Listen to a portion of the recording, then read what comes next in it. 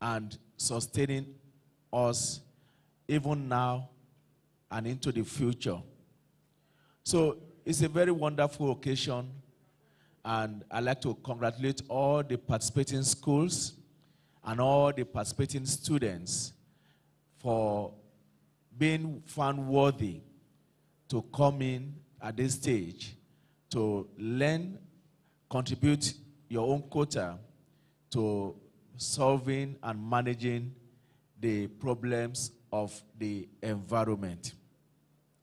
Today, I'm very excited.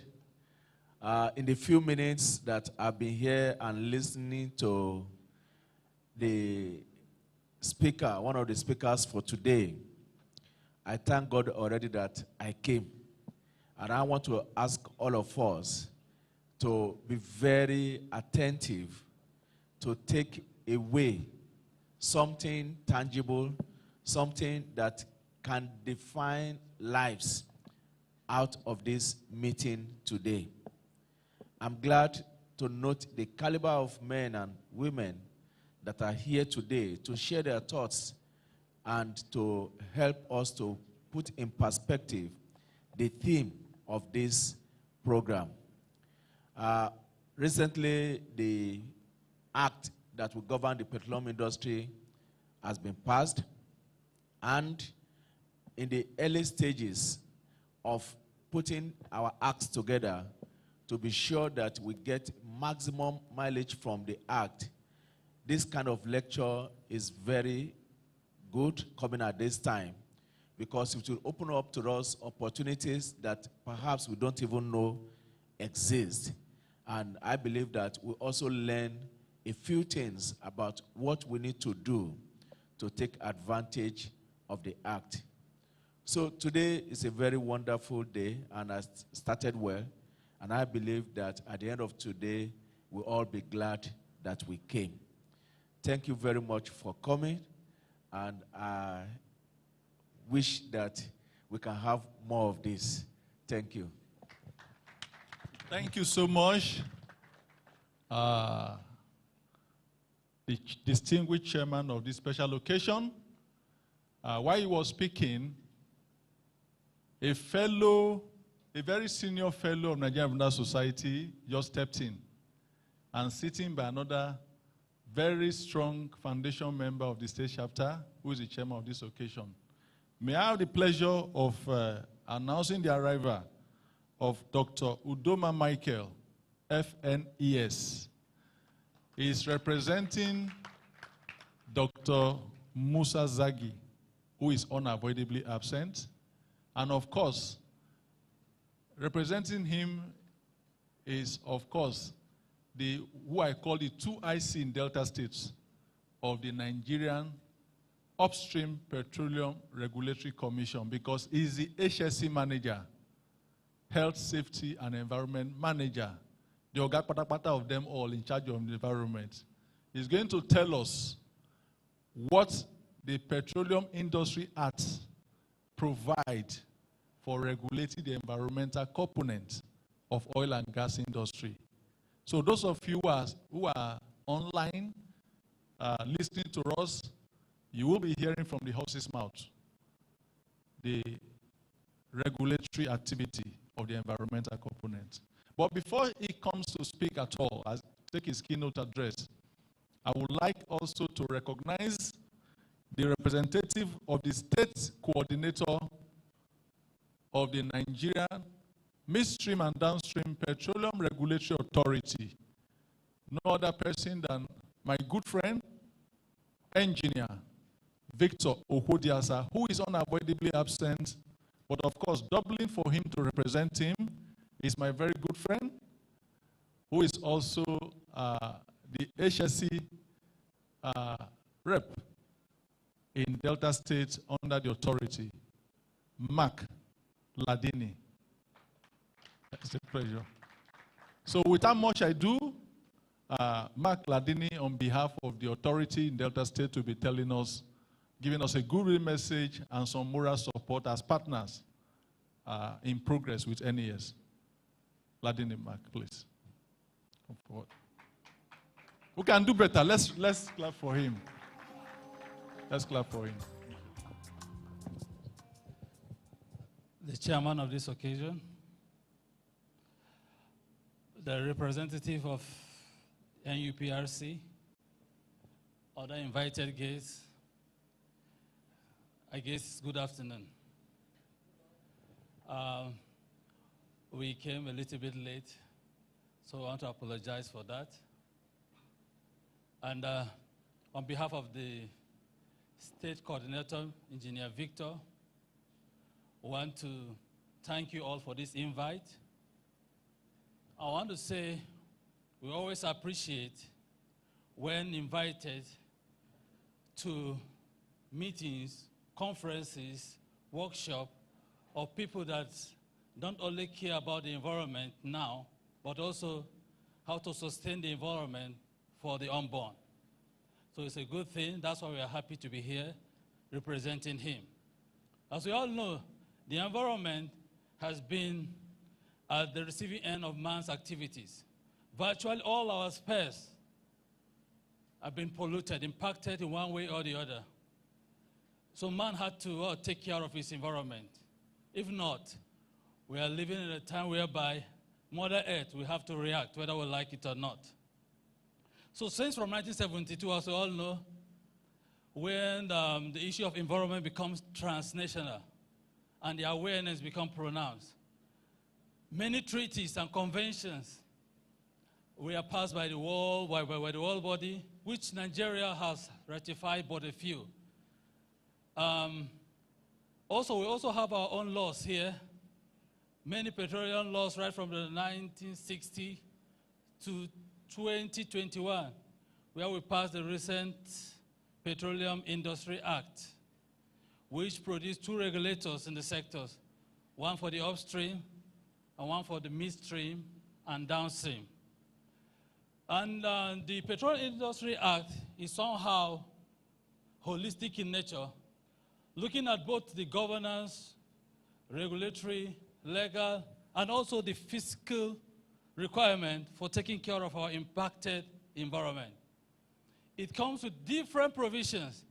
When we talk of the spill and remediation, not only about the administrative part of spill and remediation, it also provides a fiscal aspect where operators in the sector have to contribute funds in order to manage the environment. They call it a remediation fund, in case an operator fails to take care of its environment. We have other provisions, like the decommissioning and abandonment provision. There's also a fund for it that is being kept in an escrow account for decommissioning and abandonment. We also have the host communities. We know the major problem we are having now, especially in this part of the country, has to do with host communities. And the host communities, they have two major concerns. One has to do with environment degradation, the other economic marginalization. But I tell you, the PIB has a way of capturing this aspect, of both of these aspects, whereby we all know that the fund will be, the operators will contribute 3% of their annual operating expenses that will be used to cater for the host community. That being said, let me not take most of your time. Let me just give a little advice or speak as a human being and as an environmentalist.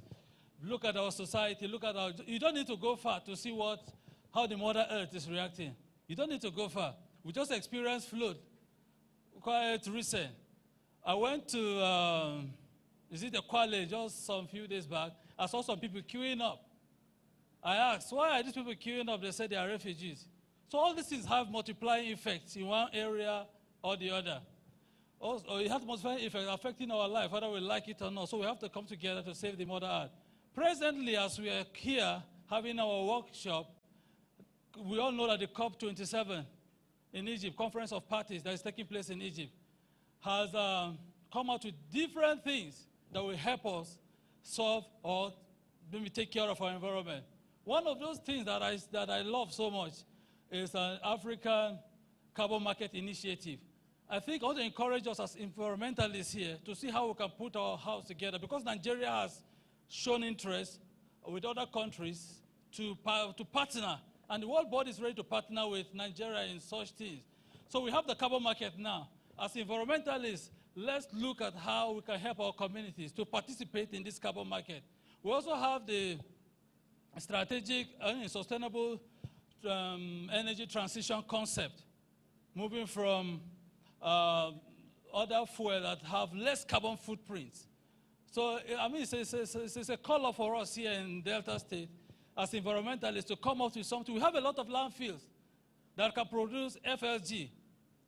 Many people are going to landfill gas. Many people are going to that, renewable natural gas. They are going to that. So let's come together as workshops like this and develop something that will benefit our community. As of last year, September 2021, in America, there are about 548 FLG projects ongoing. So we have a lot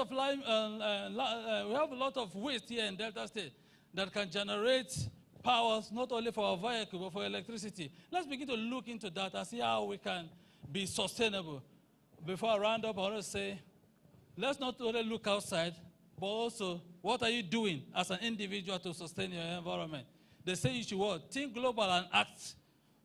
Think global and act local, meaning you have something to do to cut your carbon footprint. Are you sustainable at home?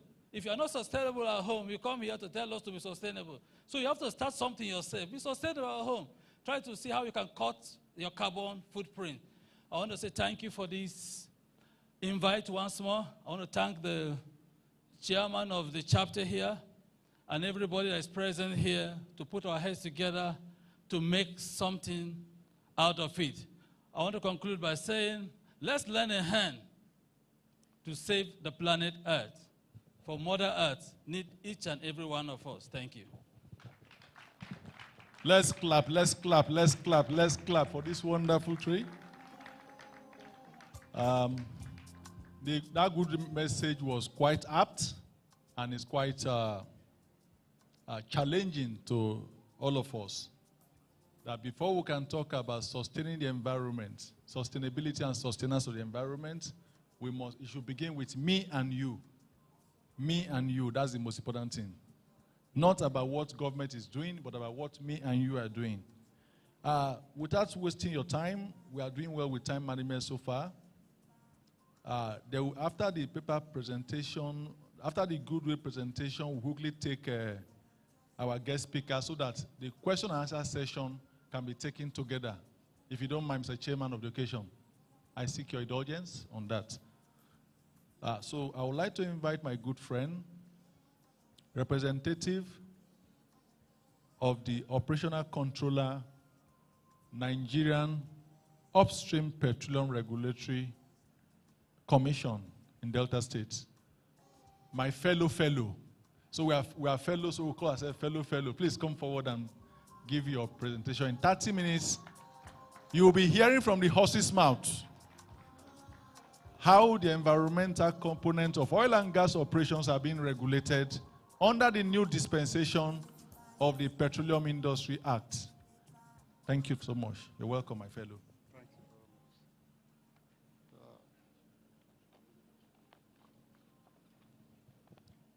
Thank you very much. Thank you very much.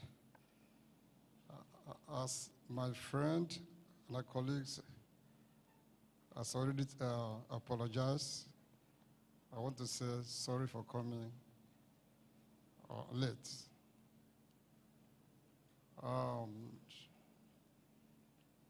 Yes, as I've been said, my name is Dr. David Odomo Michaels. I'm representing the Zonal Operation Controller, my boss, Dr. Musa M. Zagi.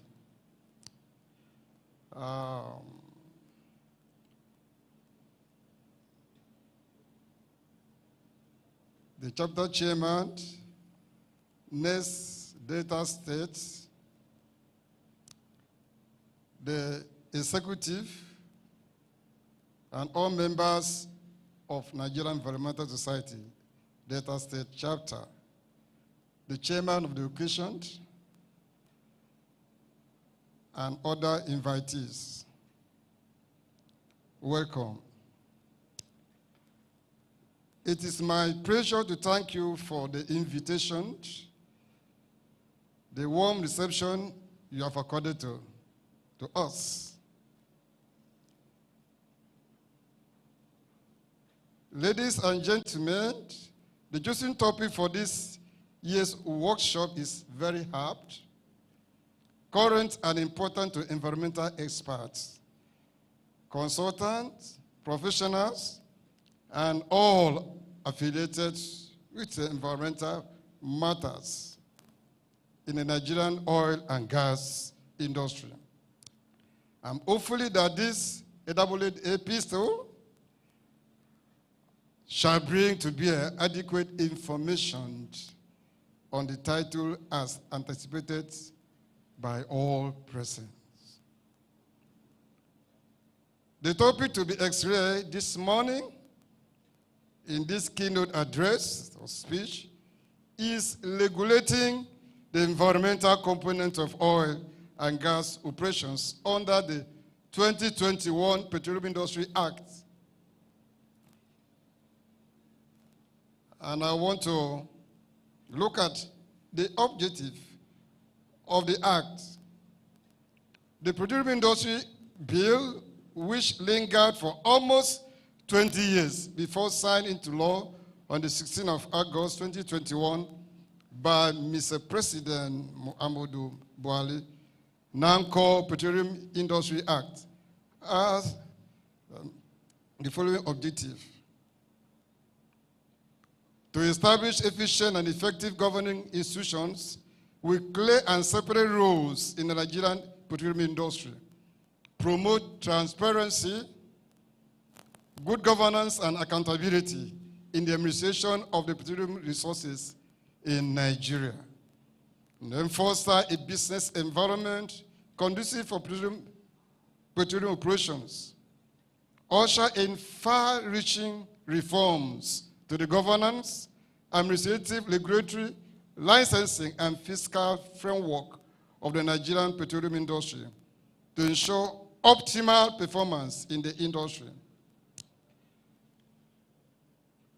And to narrow it into the theme, the Act provided dual regulators,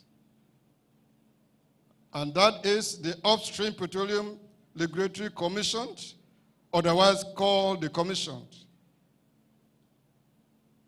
and the Nigerian Midstream, Downstream Regulatory Authority, otherwise we call it Authority.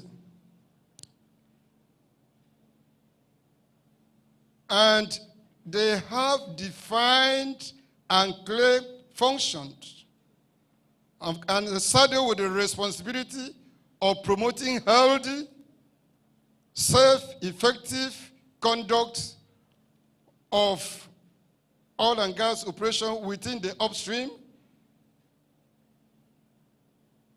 and the midstream and downstream operations. Before I will go further to talk about the basic responsibilities of what is being expected of us, I want to briefly discuss about the environment. And I'm happy that I came to see young men and women, and I guess some here are youths. We need to understand what is environment is. What is this environment? And what are the basic components of environment? According to Professor Matthew Sadiku, environment refers to the surrounding in which living things, living beings live and non-living things exist. He further buttresses it by explaining that environment is the sum total of what we can see or may not necessarily see around us, which interact or interrelate with each other, including man, in order for us to have a stable ecosystem. The basic components, of course, as we may know, of environment include the air that we breathe, the water that we drink, some of us drank water today, the land we walk upon, the soil, the microorganisms, animal, plants, and of course, man, etc. As you may be aware, oil and gas activities interfaces or cut across the entire value chain, from the seismic operation to exploration, production, marketing, and of course, the commissioning of the entire facility. And because of this, there is this consciousness and desire by the government to ensure that while these activities may be going on, we developed environmental framework that will ensure sustainability. And while carrying out oil and gas exploitation, the environment will still be sustained. Now, having said that, I want to briefly look at what we have done so far after the passage of the PIA by Mr. President. As environmentalists, we didn't want to waste time. The NUPRC, that Nigerian Upstream Petroleum Regulatory Commission, arising from the Act, developed the Upstream Environmental Guideline and Standard for the petroleum industry in Nigeria. And of course, it is operational. So they developed two regulations. Number one is what I have mentioned, called UASPIN.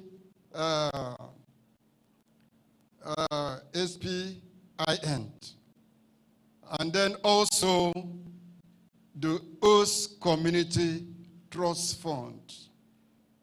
You can Google and have a copy of these regulations.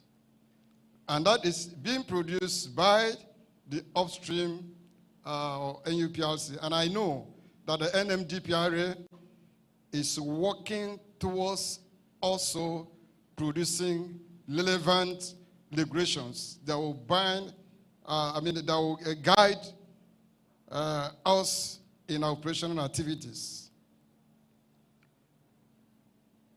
The manual or the regulation I've mentioned, it's not exhaustive. The most important thing that I want also to understand is that there is need for us to develop the culture of self-regulation.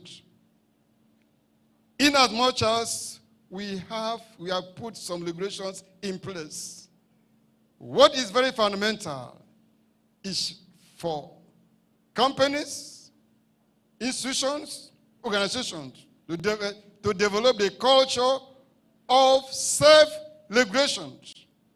It is there and there that we'll be able to appreciate the regulations we have put in place. I just want to highlight few changes or some changes you may observe if you are conversant with the environmental guideline and standard for petroleum industry in Nigeria, which otherwise called FISPN. You will realize that it was quite robust. So, but there are some basic changes I want to point out in the upstream environmental guideline and standard petroleum industry in Nigeria. And one of those things is, what we call, we have what we call environmental baseline studies.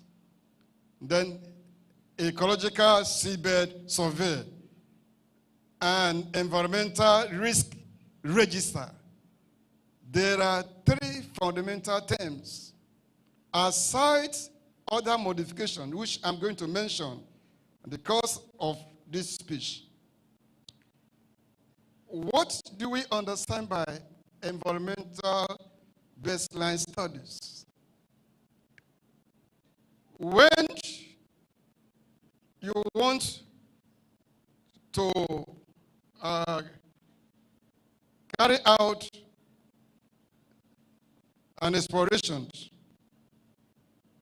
or before you begin, you turn in the scope, you send the scope of work to the NUPRC for review and approval.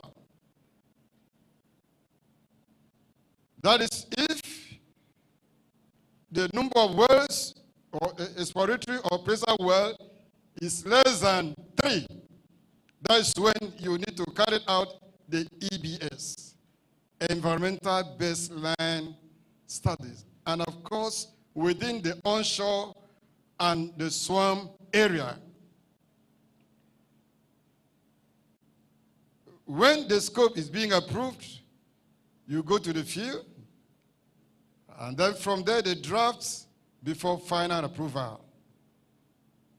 And then another concept is ecological seabed survey. This exercise or study has to do with the offshore operations. When you want to drill and exploratory and appraisal well, as I said earlier, less than 3 wells. That's when you carried out your ESS, Ecological Seabed Survey, and you go through the process of turning in the scope of work or the TOR to NUPRC for review and approval, and we participate in the process. Then, when you want to handle the ERR, that's Environmental Risk Register, that's if the well you want to drill is up to 3 or more than 3, then you go through the process. First of all, project concept screening, we call it PCS. Then preliminary environmental risk assessment, the PRA. And then you submit the draft copy of the environmental risk register for review and approval. And all this is part of requirement for front-end engineering design and detail engineering design. And then part of the modifications that which we you may see in the UE, that the upstream environmental guideline and standard, is that the EES or the EER shall be carried out after every 5 years. And of course, each of these activities, whether the EBS, ESS, or the ERR, must have robust EMP, Environmental Management Plan. A chapter is dedicated for it that can be implemented. So all these form the basic requirement, review and approve. Then the point sources must also be carried out after 5 years. If there is any spill on the course of the operations, and of course, the reports of such spill will be sent to the NUPLC. And then we carry out what we call the JIV.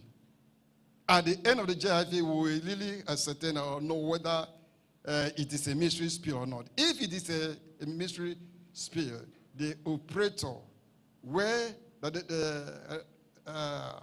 of that field will be required to carry out necessary cleanup, remediation, and going through the process. At the end of the day, the environmental remediation fund that must be paid when that lease or concession was given to you, you know, that's where you are going to get the money from to carry out the necessary cleanup if that spill is a mystery spill. And there's other changes or what you observe there, it has to do with conflict resolutions.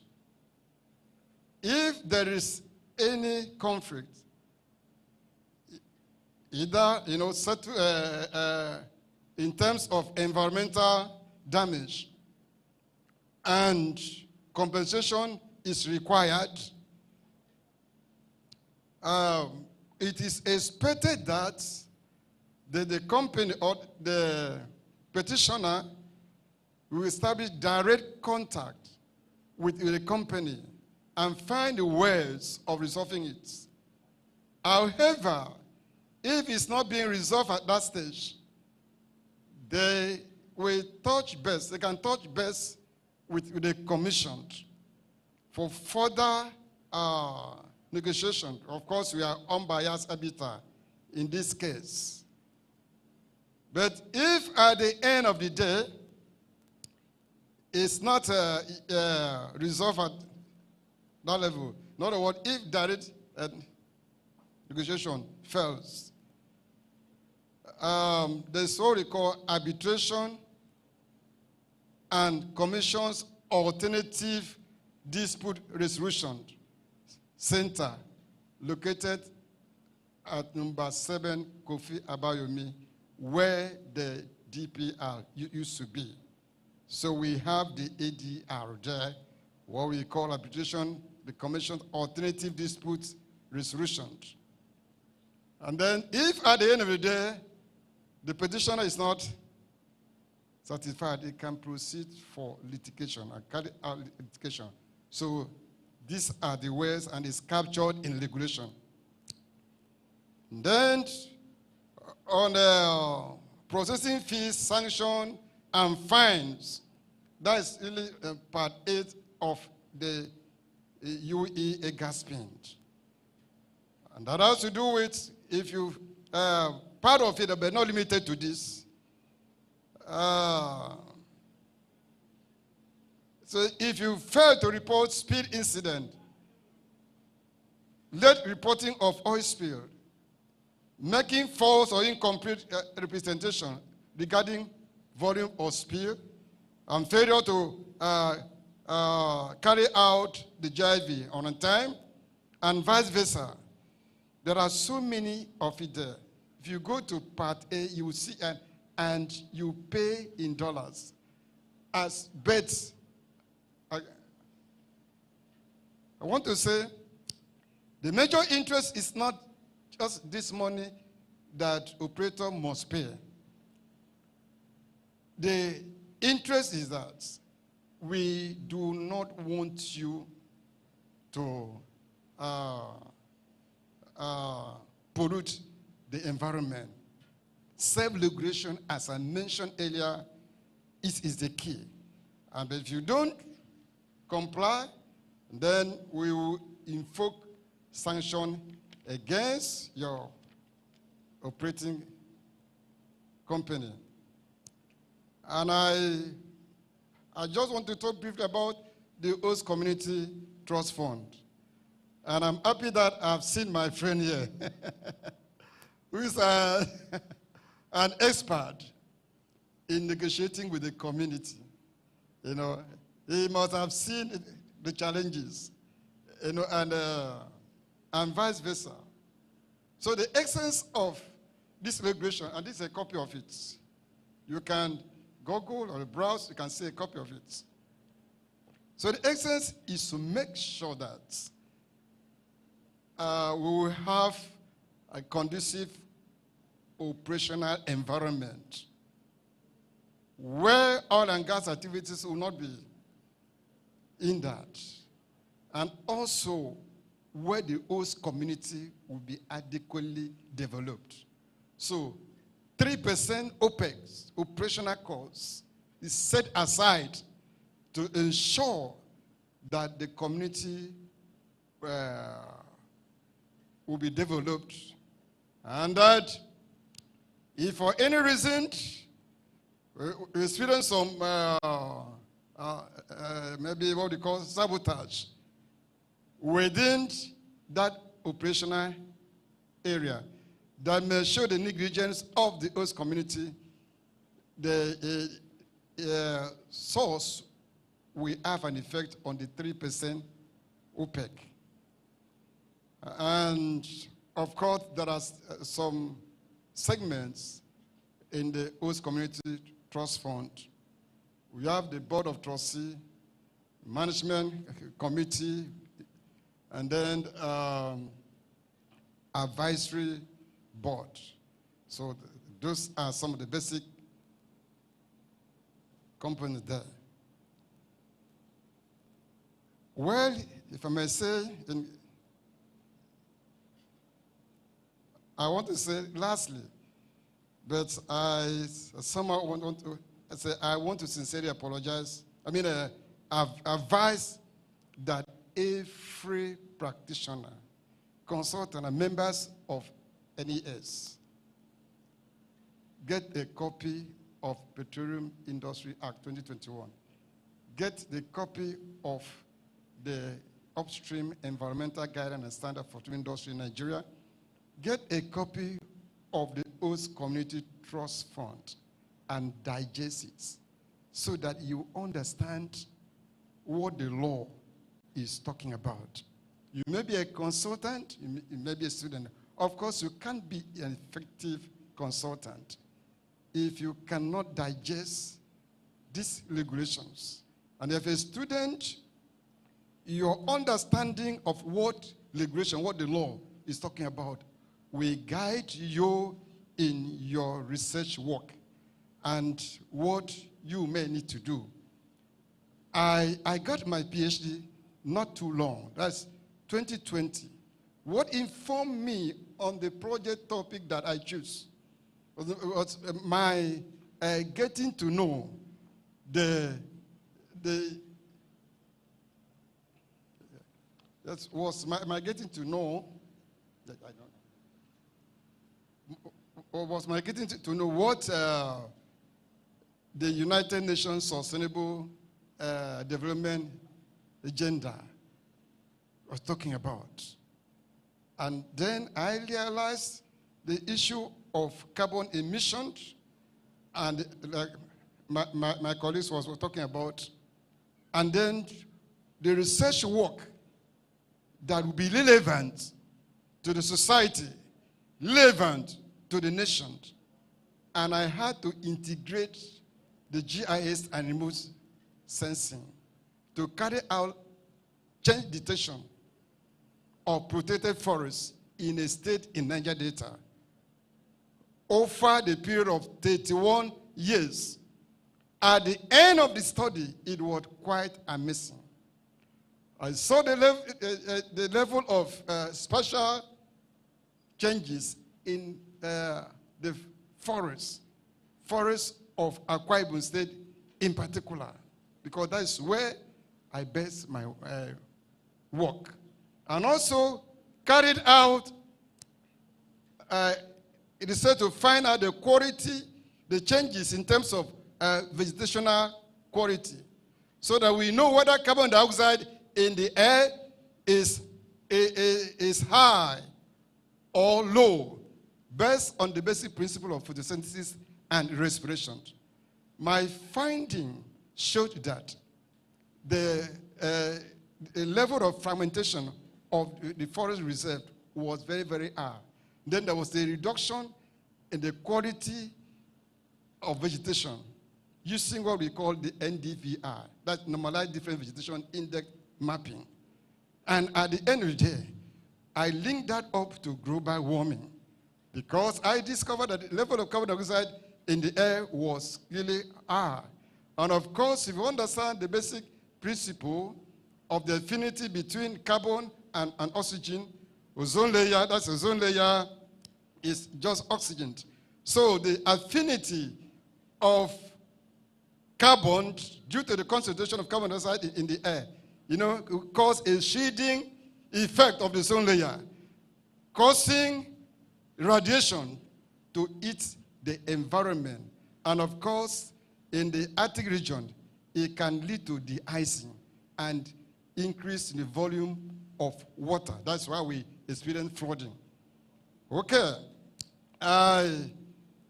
Notwithstanding, Nigeria has been known to produce great laws and policies. However, implementation of this have been a burden of our nation today, has been a challenge. Hopefully, with the global trend, they wish on the more talk about smart, innovative, and intelligent economy. Smartphone, smart chairs, smart computers, smart offices. In fact, when I came here, I saw the place very, very neat. You see the smart seats, smart chairs, everything smart. Don't you like this environment? I like it. It's a very decent place. So the world is becoming very, very smart. But we talk less about smart environment. We talk less about green economy. So I'm believing that this workshop will help all to think about green environment, smart environment, so that at the end of the day, our environment will be what it should be. Before I drum off, you can Google the work I have published on the vegetational changes of forest reserve, the changes. You can Google and you will see it on global research, global scientific journal, research publication, and vice versa. Finally, I want you to think about the issue of green environment. Let's think about our health. Because the ultimate reason for we talking about the green environment is about our health. And then let's think about the need for us to develop the habit of self-environmental regulation, so that at the end of the day, we'll be at par with the global reality, a global trend in environmental sustainability. Thank you very much, and God bless. Can we give a rising ovation for that? Ladies and gentlemen, a rising ovation for Dr. Michael Idoma, fellow Nigerian Environmental Society, HSC manager of the NUPRC in Delta State. Round of applause for him again.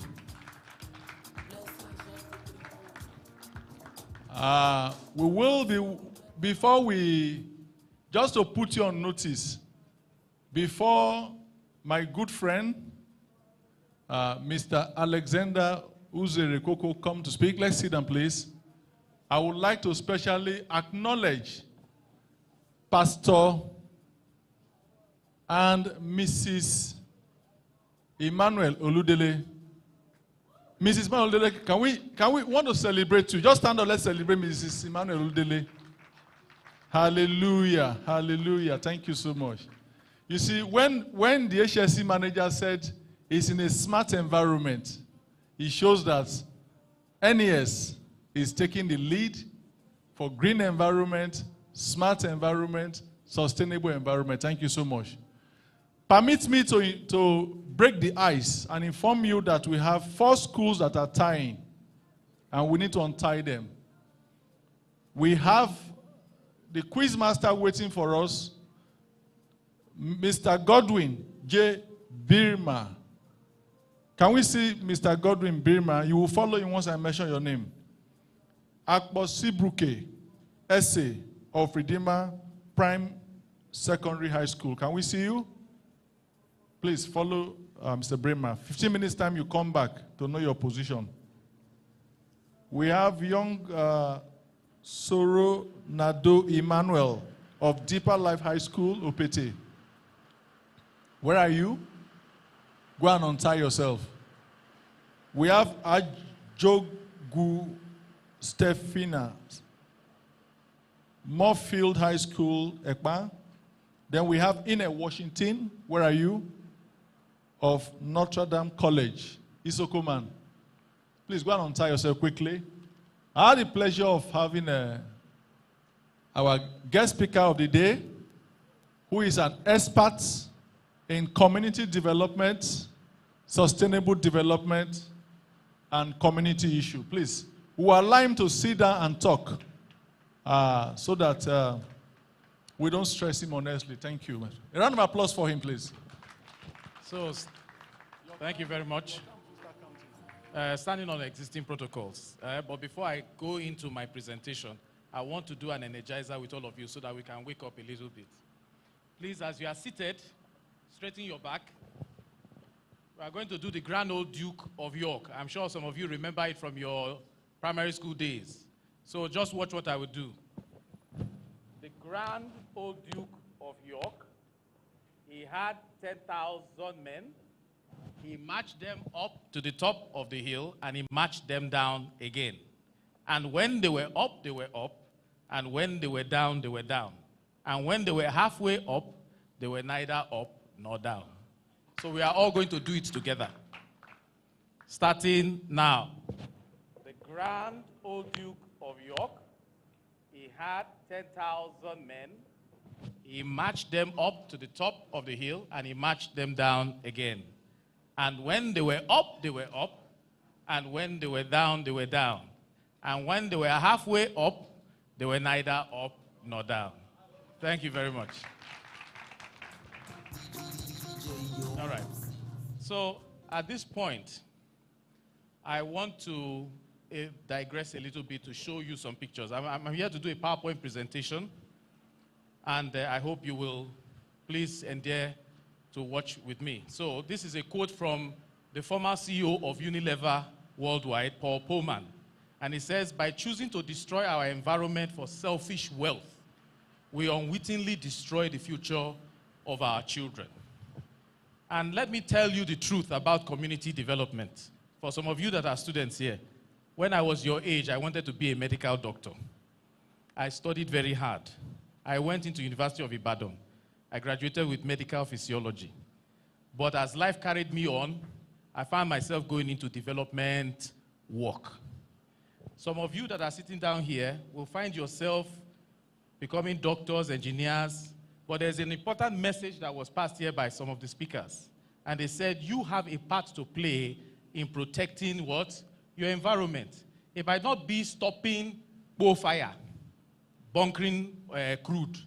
It can be as little as disposing your waste at home properly. Do you understand? And when you get older and older, some of you might end up joining me in trying to make a difference for poor communities. Is that okay? So Don't look at it as if this is a boring thing. We are here to inspire you because we, as your elders, we have failed. We that are your elders, we have failed. We have had the opportunity to manage the environment on your behalf. And because of fast money, we have destroyed the environment. By the time you take over from us when we leave this world, we cannot even guarantee what world we are living for you. So you must prepare yourself. It's likely the ozone layer might almost be depleted by the time you get old enough. It might be that we have killed every fish inside the creek. Some of your children might not even know what crab is again, or crayfish. Because of money, we have chosen to what? Destroy the very environment that takes care of each and every one of us. Next. I think everybody sees this from time to time, isn't it? Wherever you live, I hear some of you are from Ukoko North, some of you are from here and there. I think you've seen this, gas flaring. We have signed up to what? Stopping gas flaring, but we still continue doing it. Next. This. At the time, everybody says our environment is polluted because of oil companies. Oil companies are using faulty what? Pipeline. But what has happened over the years? Now, youths from the same host communities where these facilities are destroying this same pipeline and destroying the environment. So we are seeing a lot of pipeline vandalization going on with hopes of making quick money. Next. If this picture was clearer, look at crude oil has what? Contaminated the mangrove. And this is the same mangrove the young lady is busy picking periwinkle, picking things. But mind you, watch this. She is picking up creatures that have also consumed the oil. Isn't it? Am I right or wrong, students? Will they not eat it? Where is the oil going? Is it not in us? And these are very toxic substances. Yes, it's money, but you consume it like that. Over the years, cancer, tumor. These are things that a lot of people, even in host communities, will start beginning to manifest in their bodies. Next slide. This is an aerial view of a bunkering site. A lot of young people, a little over your ages, they go in there, crack pipelines, take crude oil, they go and cook it a bit. They call it fire. They cook it a bit and do condensate and sell condensate to filling stations all over the place. This is the area view of it. Next slide. This is how it's done. How many of you are chemistry majors? Chemistry, let me see your hand. You remember your fractional distillation? When you heat it, things at different boiling points will evaporate. It's the same principle they are using here. Local fracking. Very dangerous. A large number of people doing this have died. Those who haven't died have inhaled the smoke. Their lungs are filled with what? Black soot. Next slide.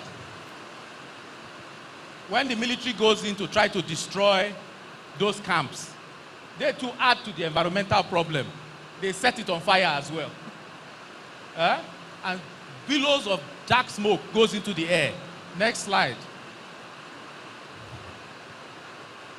Some of you who live in riverine communities, have you seen something like this? Somebody will take a wooden boat, they put condensate and begin to move it by barges after doing the Akporohwo fire. Next slide. This is what happened in Port Harcourt where I live. For months, the whole sky covered black. Every corner of River State, everybody is doing Akporohwo fire. So the whole place is black. Next slide. Look at the result. Look at somebody's hand. Black. This is on somebody's hand. Imagine what is in people's lungs. Because of fast money, greed, they go and do this. And when you meet some of them, they will tell you, we are hustling. It's not hustling. They are criminals.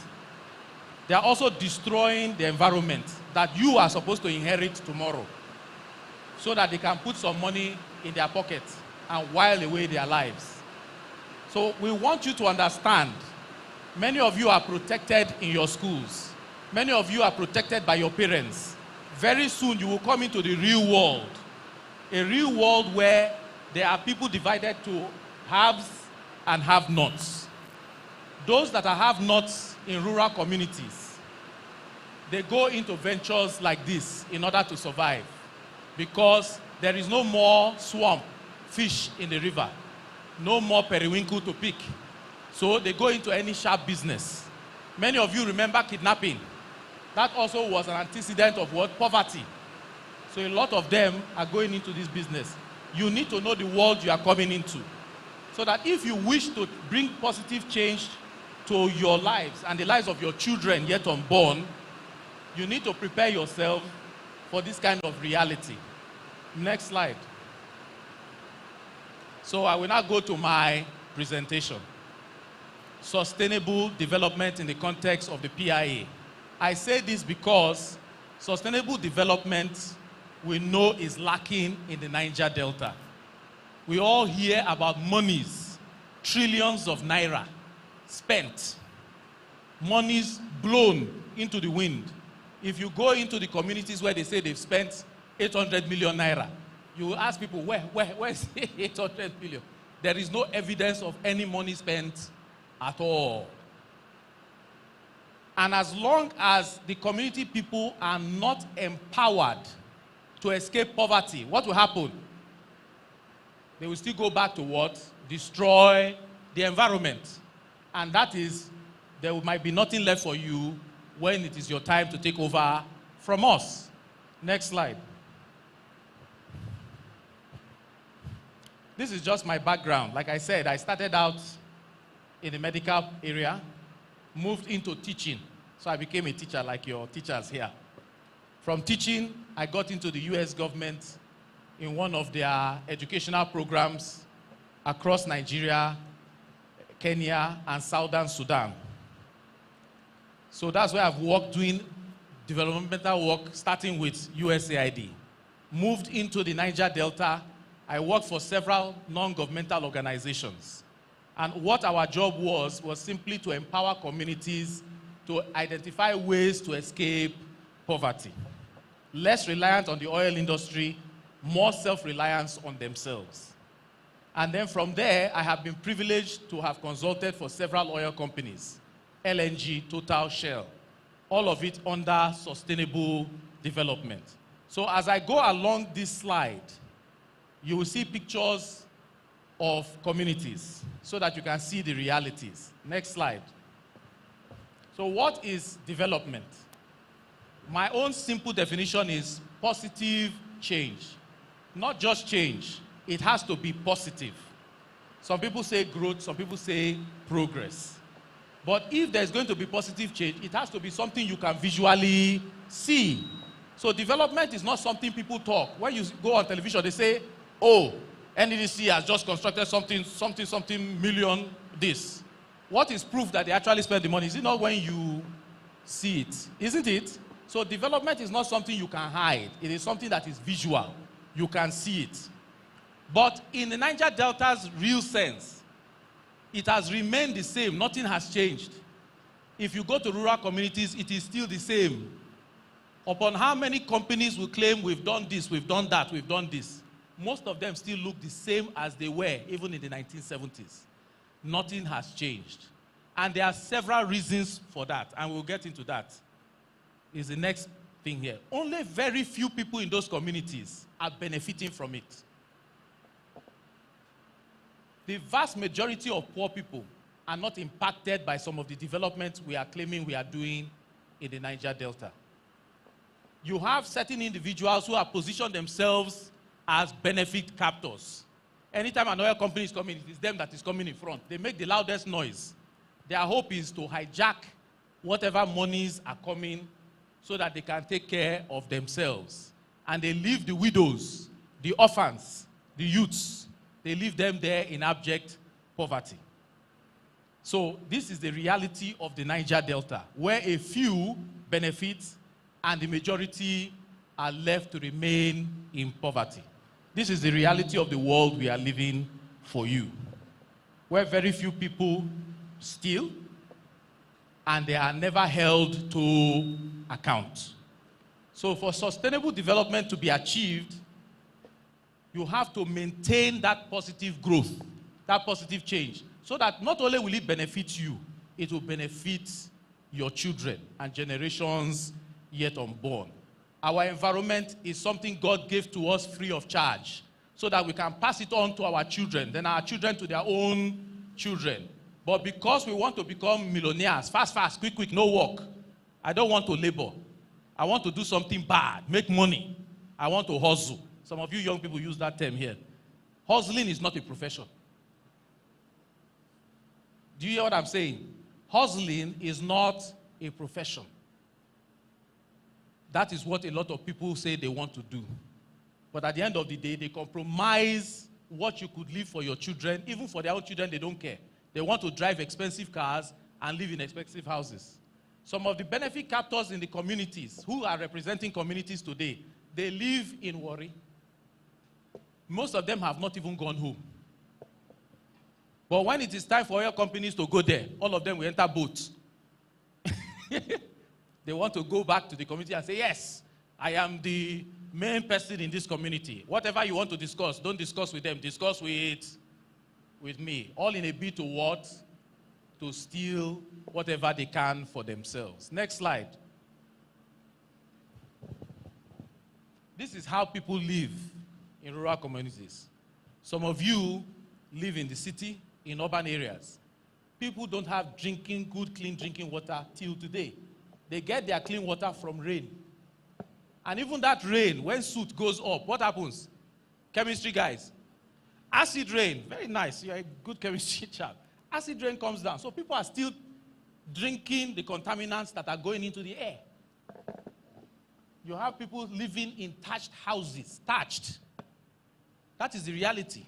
If you go into communities, not far from here, just an hour boat ride, people live in like that woman standing there.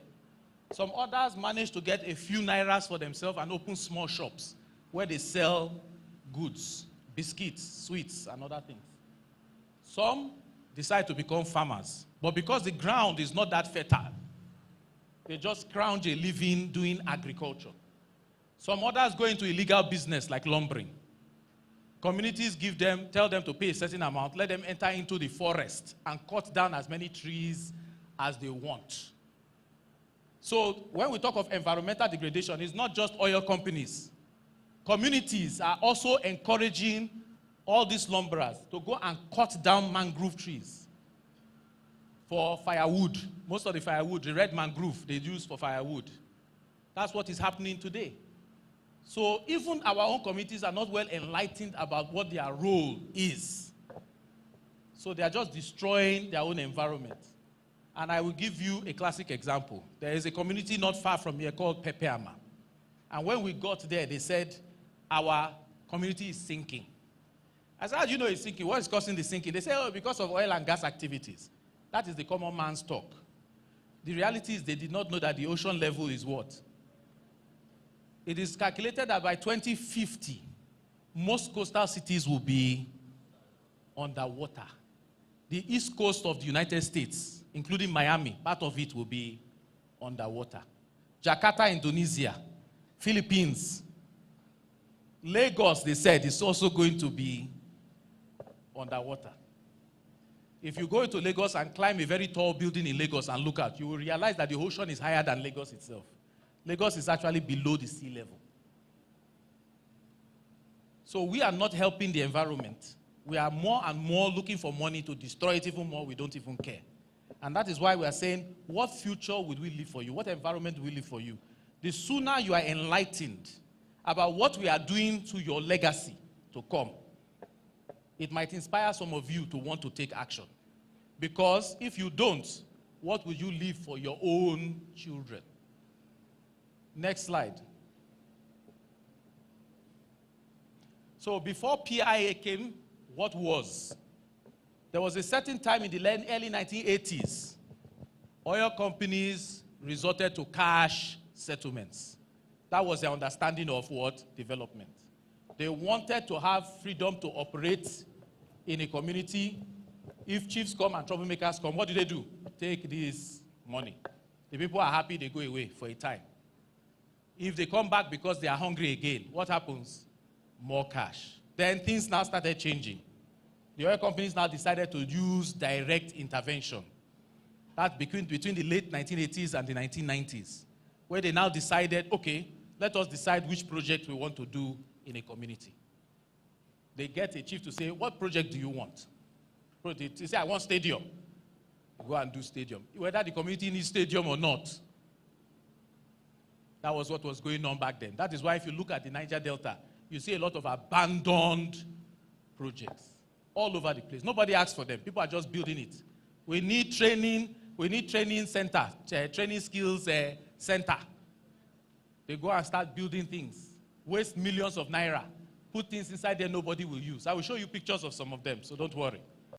Then it now came to your Niger Delta Development Board, or OMPADEC. How many of you have heard of OMPADEC? That one continued from 1992 to 1997. Then oil companies now came up with a new strategy, which is what you call Memorandum of Understanding, from the 1990s to 2004, 2006. MOUs is where the oil companies sit down with communities to agree on certain terms and say, okay, how many people want employment? Let us put it down. What do you think we can give you? They write it down. So that was what was going on until federal government passed the Niger Delta Development Boards Act in 2000. NDDC was born. The monolith institution we all know is supposed to be driving sustainable development in the Niger Delta. But what has NDDC become now? It has become a place where money disappears. 4 trillion naira so far since inception, and how many lives have been touched? These are the realities of the Niger Delta. Then we now move to the most recent one before the PIA, which is the Global Memorandum of Understanding. From 2004 till date. I say till date because some companies are still doing GMOUs to date. So under the MOU, it was more or less asking communities what they want. But under GMOU, the communities are given the freedom to what? Identify and contract those projects out to their community contractors. Next. Next. Next. Okay. So these are just some of the ideas. Now, what I want to tell you about this, I want you to realize it because eventually I'm getting to the point where these things impact you. When the direct IOCs came out, oil companies now focus more on infrastructural projects, not on projects that will impact the person. So at the end of the day, they build large projects that the communities have not said they wanted, do not even know how to manage. They just dump it there. As long as those projects were not functional, the communities after a time, poverty comes, what goes? They'll now go and vandalize whatever they can from those projects and go and sell. So that is what was going on in the communities. Next one. I'll give you an idea. This is the same Pepeama.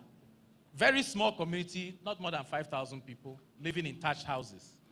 And SPDC goes and supplies a 1,000 kVA generator. Smack dab in the middle of Pepeama. Boom. And then get a contractor who goes to supply diesel from time to time. But now the diesel supply has stopped. What happens?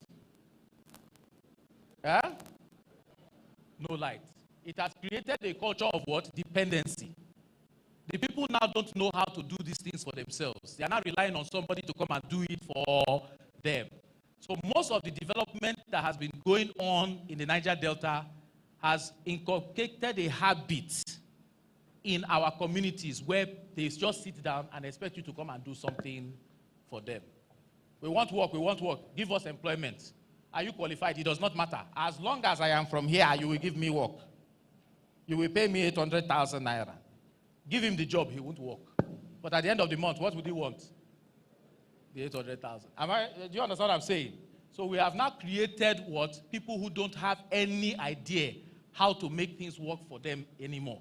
They wait for somebody to come and do it for them. So let us move on to the next slide. I'm trying to save time here. So this again is an MOU era. Some companies now set up, what they did is after signing the agreement, they got the committees to send representatives to be on a steering committee and at a technical committee. Now what has happened is this. The people that were selected into those bodies were benefit captors. What did I say? Did I say benefit captor is somebody who wants to take everything for themselves? So those people now will come with regalia, beads, everything, jewelry. They will come and sit down there. Yes. Which project are we doing now? Let us build mega road going to nowhere. Just build any road. I will do the contract. So instead of giving these little jobs to people in the community, what are they doing? They were giving it to themselves. They were all siphoning the money one way or the other for themselves, leaving the poor people behind. And what is the consequence? Most of these steering committee, technical committee people relocated out of the poor area are living in palatable houses in Warri, driving expensive cars, driving and zooming all over the place. When they hear oil company is coming again, they will come and harass you so that you will pick them once again. I say this because the PIA wants to set host community development trust in these same communities. Guess who is fighting to enter them? Benefit captors. And if they enter, what will happen? They will grab it. Do you understand? So that is the reality of the Niger Delta. Move on to the next one. So these are some examples of projects done by MOU. That is a technical training center in Rivers State. Inside it, you see equipments. But the funny thing is this, the equipments are outdated. They gave the contract to somebody. He just went and bought outdated machines and, and dumped them there. Since that place was built and furnished and equipped, no one person has ever done training in that place. Not one. Not one. Is that not waste of money? Waste of money. Who has been empowered? The contractor. But the people whose lives are supposed to be impacted, what has happened? They can go and kill themselves somewhere. Under the MOU, some good things happened though. You see women learning how to sew, learning some skills for themselves. There were farms that were set up, chickens, people learned computer skills. But in the end, the bulk of most of these projects were infrastructure projects. Go on, next one. I'll give you another one, projects again. That large water tank project is somewhere in Bayelsa State. Massive. Since they erected that thing, it never worked for one day. Water never went up anywhere. That's it there. People will boast and say, come and inspect our project. People will just come there and look at it. Ah, it's big, oh. Ah, you people tried. They didn't try. It's not working. This is a jetty that was supposed to be built and finished. It was left like that. The contractors ran away. The next one is a very funny story. Power. This is in Egi. The company decided, let us do something that will put us on the map. And decided they wanted to supply power to everybody in the community. Back then, the population wasn't much. So they gave them power. Without asking the people, are you willing to pay for power? So that the monies you generate by buying power, you can use it to what? Maintain this. Nobody asked the question. Over time, what happened? People in Port Harcourt who never saw light, what happened? They migrated to that place. Welders, cold room, everybody. The day I went to do an assessment there, Ghanaians and Cameroonians were doing welder there. I was shocked. So the development wasn't done for the people, it was done for people outside who knew what to do with power, and they were not paying 10 kobo. Do you understand? So a lot of waste has been put into the Niger Delta, and apart from that, because we are wasting money, we have trained our community people to be what? I will collect, I don't need to do anything. Just bring. That's what has happened. So when you sit down with community people and say, look, let us talk about this thing. Can you do this so that you can maintain this? They will tell you, no, no. When this thing came, we were not paying anything. We will never pay. So what has happened? Eventually, the poor people remain there thinking they are better off. When the water level rises, what will happen to them? Another IDP camp will now start again, Abi. We start moving people away from there. So we need to be very careful. This is how they drink water. Rainwater collection. This is a very funny one. One day, this steering and monitoring committee got up and said, we need to spend money. Do you agree, Chief? We need to spend money. We have 1 year for the MOU to end, isn't it? We have this much money, we need to spend it. What should we do? Why don't we build a city gate? So they went and built this thing there. If I tell you how much they say they did for this thing alone, you will say, over 50 million. Just to put concrete round like this and say, welcome to so-so-so community. That's what I mean by city gate. Just do something and say, welcome to so-so community. What were they doing? They were busy siphoning money. The money is there. They are not accountable to anybody. The oil companies need to work freely without any disruption. So what happens? When these people do what they do, everybody turns a blind eye. This particular one is in Pepeama. This is a school that was built in the 1980s. But the person who built it under the Sumpa deck did not secure the foundation. The building is sinking from the middle. It's like you in your school, in your classroom. The center is sinking. The walls and the pillars have cracked. Any moment now, that building will what? If there are children inside there, what will happen to the children? Why was it done so? Because somebody wants to what? Make money. Instead of doing the right thing, they went and chop it. So let us move on quickly. Next slide. I will try to, next one. Next one. These are some projects. These are overbloated, what you call overbloated. They just got up one day and said, we need to do shoreline protection. Who has ever heard community shout shoreline protection here? You hear it. It's just a way of, they'll just tell you, hey, 200 million, shoreline protection. They'll just clear money. Let's move on to the next slide, please. Next slide. Okay, that particular slide I wanted to show you. One king from a community insisted, you see those things here, insisted that he's trying to build an ultra-modern palace. He wants golden thrones for him and his wife. So that when other kings come, they look at his palace, they will all bow down to him. And when we went to discuss with the man, this money is meant for poor people. The school opposite your palace, there are no tables and chairs for children to sit. They sit on the floor. This thing is supposed to be for them. He said, okay. Do something. They have to do something. Okay, my kitchen, I want it to be fitted with ultra-modern equipment. You had no choice but to do what? The kitchen. So you can imagine a king who has money is telling you he must benefit from something for the poor. Many times these HCDTs will come up. They say they want to do scholarship. Instead of you people to benefit for scholarships. Some of you come from oil-bearing communities. You are the sort of young people they are supposed to what? Pay scholarships for. But what will happen? The kings have 3 children. They will say they should sponsor the 3 children. He can afford to pay their school fees abroad. But he will tell you he does not want, he wants his children to benefit from it. Selfishness, greed. That is what is prevalent in our society, the Niger Delta. Let's move on to the next one. So what are the consequences so far? A lot of abandoned projects. Corrupt people, a lot of elites. They have a lot of money. They dominate who? The people from the communities. People in the communities are still poor. They have not escaped poverty. All the money spent in the Niger Delta, people can say, my life has improved one way or the other. Now, like I mentioned before, these same people want to enter the PIA and continue the... next slide, please.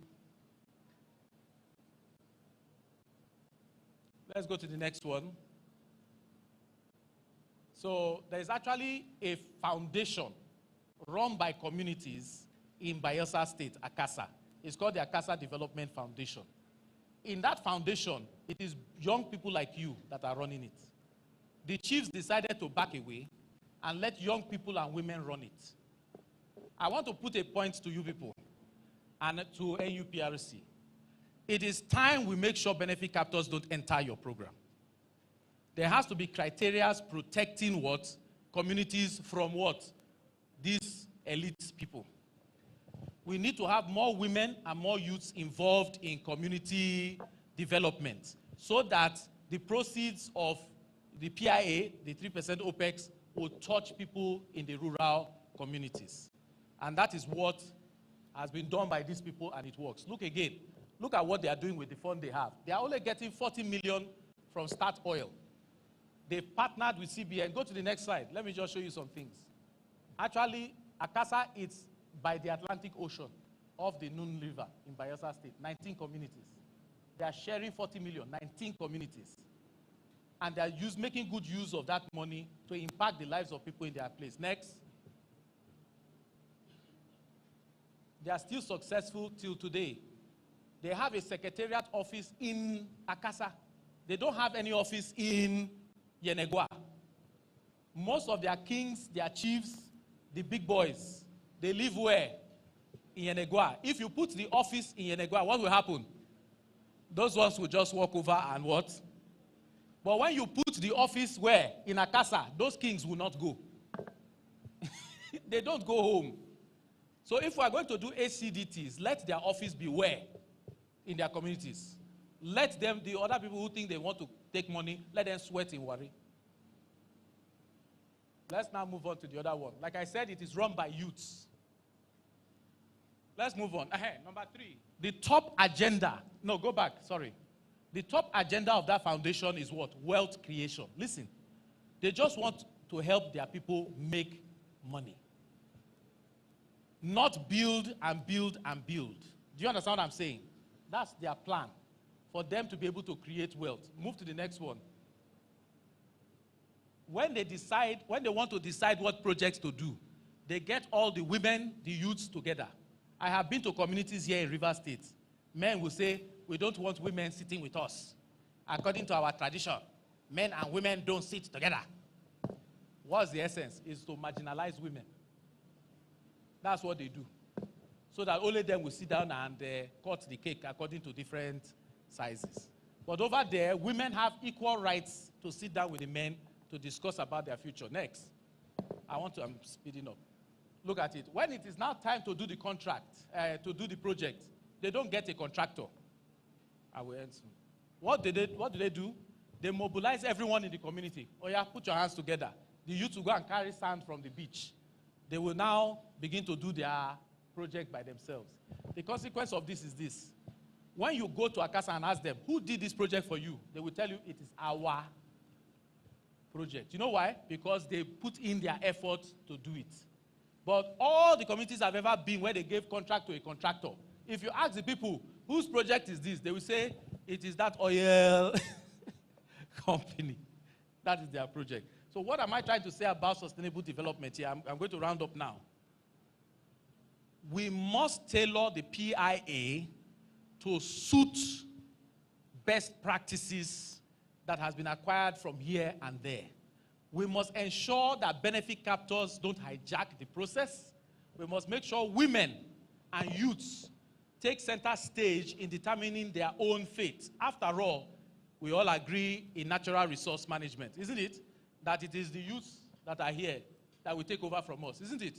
Why are we not then giving them a head start to manage their own affairs? Why are we still reliant on old men to come from somewhere claiming they represent them? And most of these so-called chiefs don't even know who these people are. So if we must get it right, we must let old people go and retire gracefully in the mansions they have built for themselves, isn't it? And let those whose future is at stake make the decisions for themselves. And that is the only way you can achieve sustainable development. Thank you very much. We can do better than this. A round of applause for him. Our guest speaker has lived up to expectation is a man of deep experience, cut across the Niger Delta region, some African countries as well. So we will make opportunity the next 10 minutes for questions and maybe some comments as well. But before we go into that, I would like to call the quiz master, Mr. Godwin J. Bremer, to come and give us the list of the winners. The laptop is, as it is hot, we will present it to the first winner, and the cup goes to the school. Let me make that clear. The laptop goes to who? The students. The students, because we heard of occasion where some schools are saying belong to the school. We are making it clear that it belongs to the students. What belongs to the school is what? The cup. The cup belongs to the school. The student that has worked hard to earn that prize is taking it home. Brand new laptop. Thank you so much. Mr. Bremer, please. Thank you, our Chairman, Organizing Committee, and MC at the same time. That's a good job, well done. The Chairman of the occasion, Dr. Harry Adimula, Principal Chief Executive, Petroleum Training Institute. The speakers present, my Chairman, Delta State Chapter NES, other members of the High Table, my distinguished colleagues, participants, and members present in this auditorium. My job is to declare the winners for the quiz that just been concluded this afternoon. This quiz did not start today. It has started long ago in the various schools through a very rigorous screening. So the people that we are having here participating in this program today in the quiz competition, all of them are winners. Please can we put a big round of applause for them.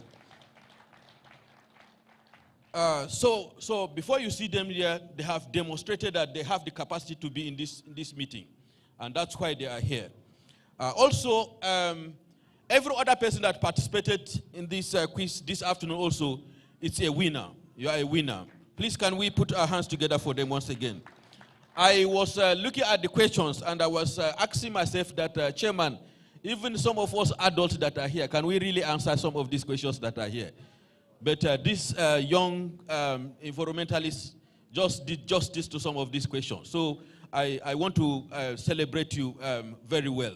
Thank you for a job well done. I want to say that we are winners, but there are winners among winners. Is that okay? So the quiz competition also was keenly contested. At the first round, at the end of the first round, we had 2 ties. And like this MC said, we have to go and untie them. And at the end of the day, we now have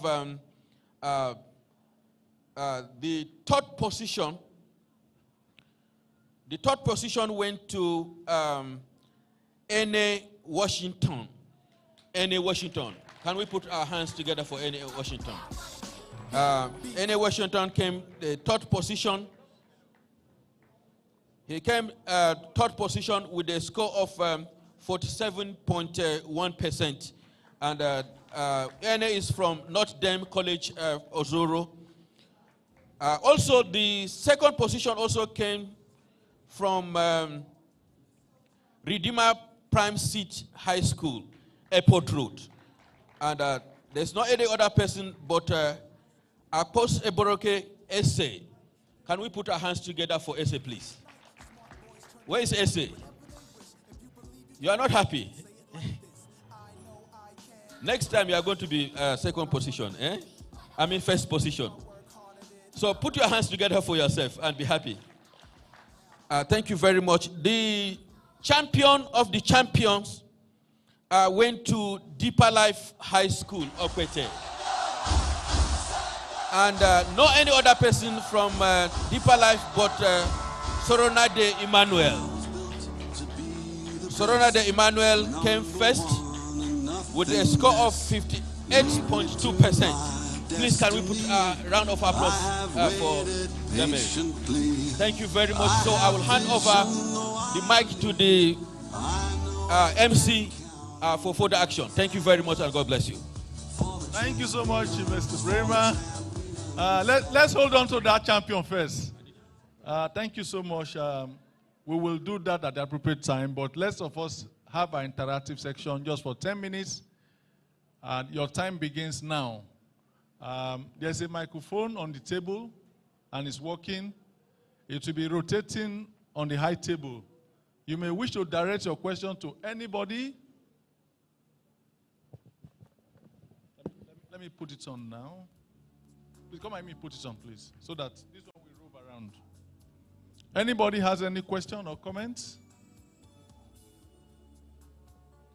Okay, please, come forward, please. Just come forward.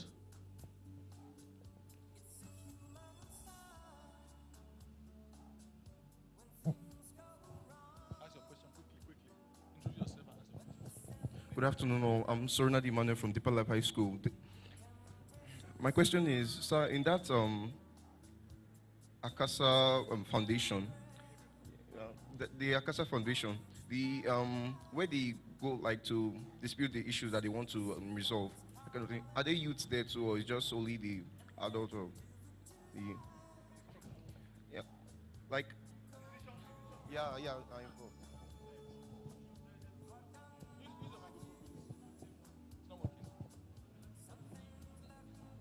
Please want to know those who made the decision. Yes. What age group? Yes, so the youths, there are certain times youths are brought in, including secondary school youths. For instance, there's what you have the Turtle Club, a conservation club that is managed by the school children, where oil ridley turtles that come on shore, most times they are being poached. So these children volunteer their time to protect the eggs and the mothers. And they already have funding. That group alone, the secondary school group, has funding from NCF, the Nigerian Conservation Foundation, and the IUCN. If you go online, you see them, international body. So the youths are actively involved and are part of it. But most especially, it is the youths that are running the foundation. Excellent. Don't worry. Somebody else. Give to. Good afternoon. My name is Mr. Victor from Deeper Life High School. I want to ask two questions. One, I want to ask, in this, when you are explaining the timber, those that fall timbers, we know that timber sometimes are meant for roofing and plank works. If these things are not, if this wood are not fall, how can we have initiative to replace timber falling as in plank to make our roof? A new initiative. How is it possible for us to have it? Secondly, this cancer, the program they are having, and it is succeeding in their community. Can we have a duplicate in other communities? Like you people, you guys know these things. Like, okay, this thing is working well here. Can you take it in this? Say, okay, let's do it in another community to help. You know it well that this is working here well. Can we have it in other communities as a duplicate? Thank you, sir. All right. So thank you very much. So your two questions. Yes, I will start with the second one. In terms of the ACASA, one of my recommendations is if the NUPRC can take some time to study what is going on in ACASA. Why? Because they are the regulators, and they will determine how the host community development trust will operate. So if they have a fair idea of how the ACASA Development Foundation is working, they can now put in place guidelines that will make sure the host community development trust, you understand, follows in the same way. Now, to your first question, in the story of conservation, whenever you are trying to cut down one tree, what do you do? So if the communities had gone to the people and say, look, this is our forest. This year, you are only going to cut only this side. And whatever you cut, you what? You replant. It will be better. But they just allow them to cut it off and go. And even the communities are not replanting anything. So that is where future timber to do roof might not be there. Do you understand? Yes, let me add something there. When I was talking, I discussed about forest degradation. And the cause of such significant degradation of the forest was human activities. Either by the government or the villagers, to the extent that the number of forests was 31 in number intact, fragmented to about 50-something. That's 50-something fragments. And the outcome was that me and you, when you talk about me and you, human being, deliberately went ahead to destroy the forest, destroy the timbers, and every such thing. At the end of the day, everybody will pay for it. So it is our responsibility to understand the need for us to know that whatsoever we're using our hand to do now, tomorrow we may pay for it. Thank you. Thank you. Thank you very much, sir. My question goes to Alexander Uzere Ukoko. And the question is, how do we shift the focus of development from infrastructural development to wealth creation, like they do at the Akasa Development Foundation? And how do we execute this and enforce it among the youth? Okay, thank you very much. It's a very good question. How we begin is this. The PIA has made provisions for how certain things should be done. One of it is that the oil companies are supposed to conduct a needs assessment. And from the needs assessment, come up with a 5-year plan. In that 5-year plan, while the oil companies are trying to develop it, they must take it to cognizance, engaging civil society. I say this anywhere I go. Engineers always think like what? Engineers. They are not really focused on people. They just look at pipeline, length, oil, transport. They think by writing a process like that for human beings will do the same thing. It doesn't work like that. So the IOCs need to work with what? NGOs, reputable ones, who will sit down with the communities. Do you understand? And dialogue with them.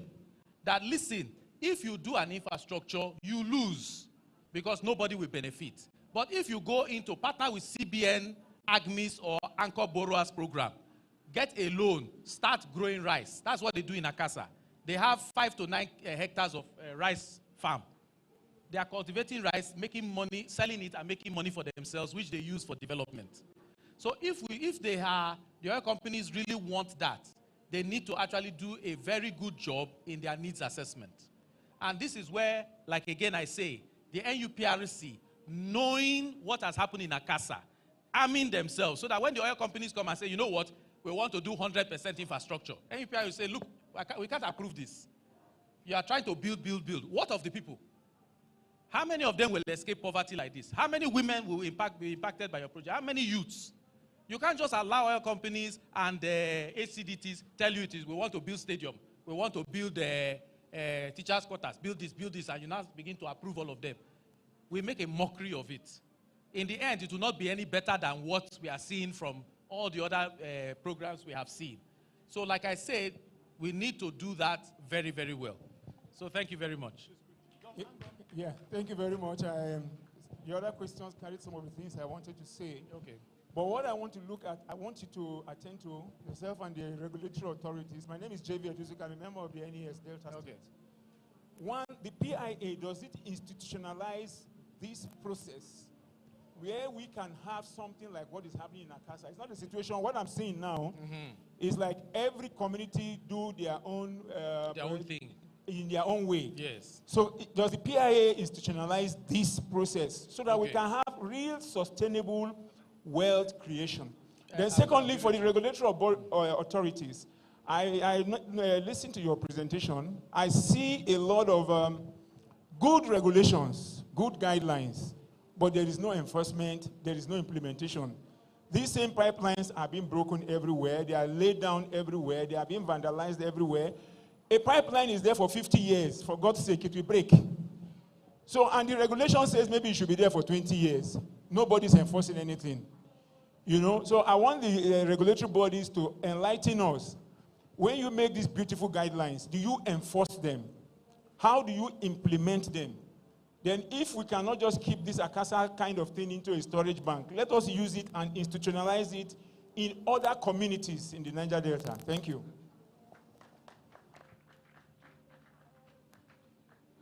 Thank you very much. I'll begin by addressing the issue of Akasa as a model. Like my friend and community expert, Alexander, was talking about, we have robust host community trust fund and very wonderful model in place. And as NUPRC, in fact, we are putting our eye on it. And we expect them to engage competent consultant that will be able to interface with the community and come up with sustainable projects, which at the end of the day, everybody in the community must agree that this is the need. As you talk about need assessment, and even mention about bringing in women, the youths, and relevant stakeholders, so that they agree on the project. It's no longer, oh, this chief came up with this person came up with this. And we from NUPRC will not force a project on the community. We may advise, oh, this can be necessary, this can be necessary, because what may be relevant to community A may not be relevant to for community B. So you look at the need of that community and ensure that we guide them as required. So that is that. And on a pipeline issue, when I was talking, I mentioned EMP, Environmental Management Plan, which will include how you are going to manage the environment. Yes, there may be, must have been gaps and vice versa. That is why the PIA came on board to address those fundamental issues. And we now, bring in sanction, fines, which of course was not really there. So, but going forward, it is required that if you don't implement the EMP components of your ERR or EBS, we will not approve your request to carry out any projects. And not just giving an approval. We want to make sure that it is properly monitored. If you don't comply, we sanction you. If you're not ready, it's better you don't carry out a project than carry out a project that will adversely affect the environment. So that is why the PIA came on board. And I believe at the end of the day, those lapses will be addressed. Thank you. A round of applause for ourselves and for the keynote speaker. We will give honor. Okay. You want to say something? No, add to what he said. Okay, please go ahead. There is also a recommendation I will put out there for NUPRC. They do have a robust monitoring team that goes out to monitor what is going on in the field. But I would also advise that in terms of how the HTDTs will operate, it is important to set up a monitoring team that has civil society. I say that because not all the time NUPRC staff can go into these rough communities. Sometimes civil society goes there on their own, and they can go and monitor what is going on, whether certain projects are there or not. But it's important to have a very robust monitoring committee for that purpose. Thank you very much. I also wanted to add to it that there is also some learning points. Let me just add there. From what he has said, we are human beings. We cannot see everything. So, if there are certain things you have observed, carried out by the operators, please, by all means, feel free to write or to communicate to us.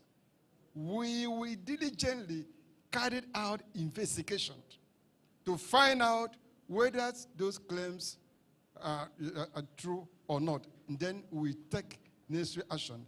If you observe that there's infraction somewhere, we have the required tools in our hand to address it. So please, you are a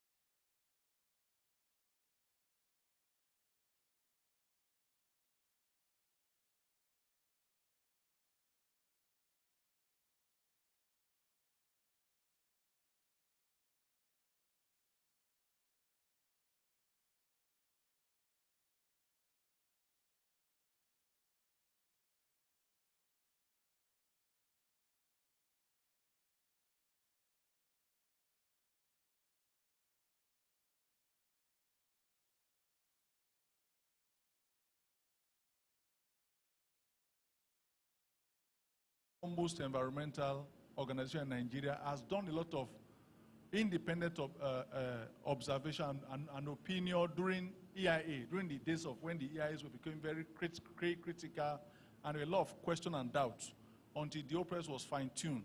Now we are now in the era of EMP being mainstream as part of the process. Unlike before, EMP was a given, but now it's a legal requirement. Is that not so, sir?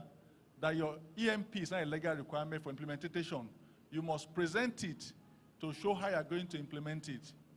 And I also know that there's a lot of other stakeholders in the environment apart from the principal regulatory body, such as Ministry of Environment and their various, at both the national level and the state level and other NOSDRA and co. And so, although the law has taken care of all that, but eventually, as the legislation begins to go on, we will see area of clear site roles without overlaps again. That's one of the things the PIA has cured. He didn't mention that. The PIA has cured that completely. And we hope that we will get a better result as time goes on. Thank you so much. We have now come to the segments where we have presentation of award to the schools particularly, before we go into other award ceremony. May I call on our guest speaker, Mr.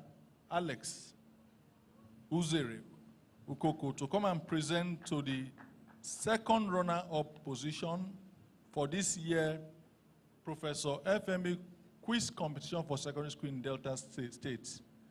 And the third person position goes to Notre Dame College with 49.1%. Where is Notre Dame College? The chairman of the chapter, our host, will join in the presentation. This is award. It's cool. Notre Dame. Notre Dame. And of course, this goes to the student as well. Please come forward.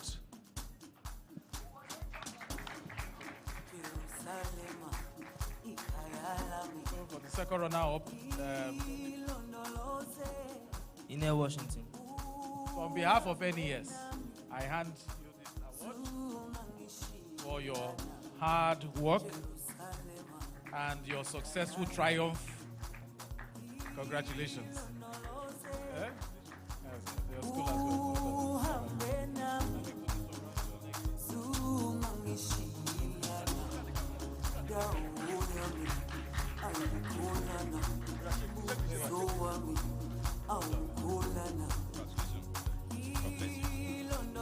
Okay. Thank you so much. Thank you so much. My good friend, Dr. Mark,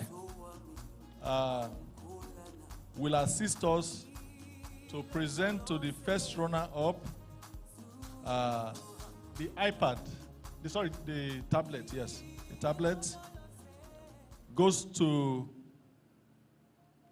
Akporohwo Essay of Redeemer Prime School.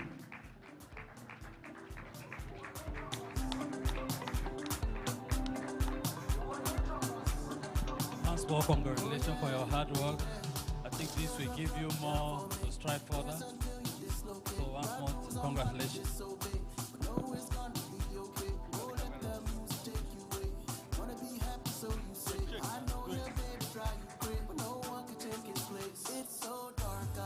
Congratulations, congratulations. And to the winner, 2022 Environmental Quiz Competition, Professor Frank Ukoli Environmental Quiz Competition for secondary school in Delta State, goes to no other person than Emmanuel Soronadi of Deeper Life High School, Opete. A brand new, we want to call on the principal of PTI, Dr. Henry Adimula. Number one and nothing less, lead me to my destiny. I have waited patiently. Where's the school now? Where's the school? The teacher should come along with him. Where's your teacher? Where's your teacher? Where are your colleagues? The teacher, is teacher here? Two of you. That's the champion for the year. On behalf of the entire members and ESCO of the Nigerian Environmental Society, the pleasure to present this to you, a brand new laptop, being the winner of this year's Professor FMA Ukoli competition. Congratulations. Here we go, it's getting close. Now it's just who wants it most. It's just life, that's how it is. Cause we have our strengths. This goes to the school, so the teacher can take this. Can't you see? I'm on the move, make way for me. So stand up for the champions, for the champions. Stand up, stand up, stand up for the champions, for the champions. Stand up for the champions, for the champions. Stand up, stand up, stand up. Other winners. For the champions, for the champions. Stand up.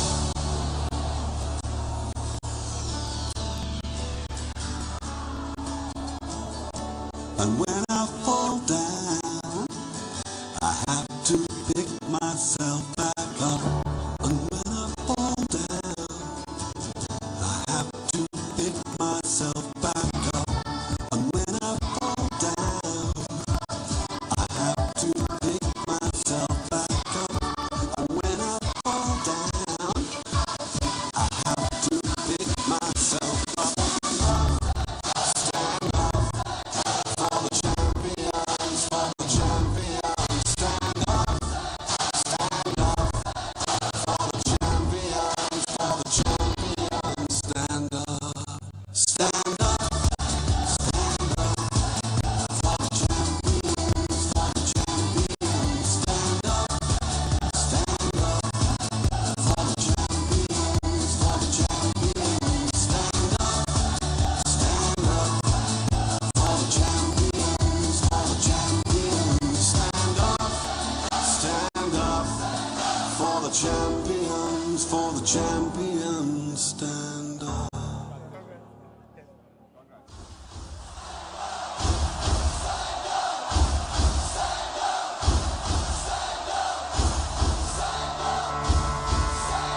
I was built to be the best. Hello? Number one. Yes, yes. Just give us the next The next 6 minutes we are done. 6 minutes. Please, chairman of this occasion, come back, please. Come back. I have vision, though I believe. I know I can count on me. So stand up for the champions, for the champions. Stand up, stand up. Please, we would like to quickly, Ladies and gentlemen, standing before us here, please stand. we present before you this afternoon a distinguished leader, a visionary leader, an exemplary leader who happens to be an icon of leadership across the facets of the world. It's no other person other than Dr. Engr Adimula. He is the principal chief executive of the Petroleum Training Institute. Dr. Engr has been appointed as the principal and chief executive of Petroleum Training Institute with effect from June 17, 2021 by the Institute Governing Council.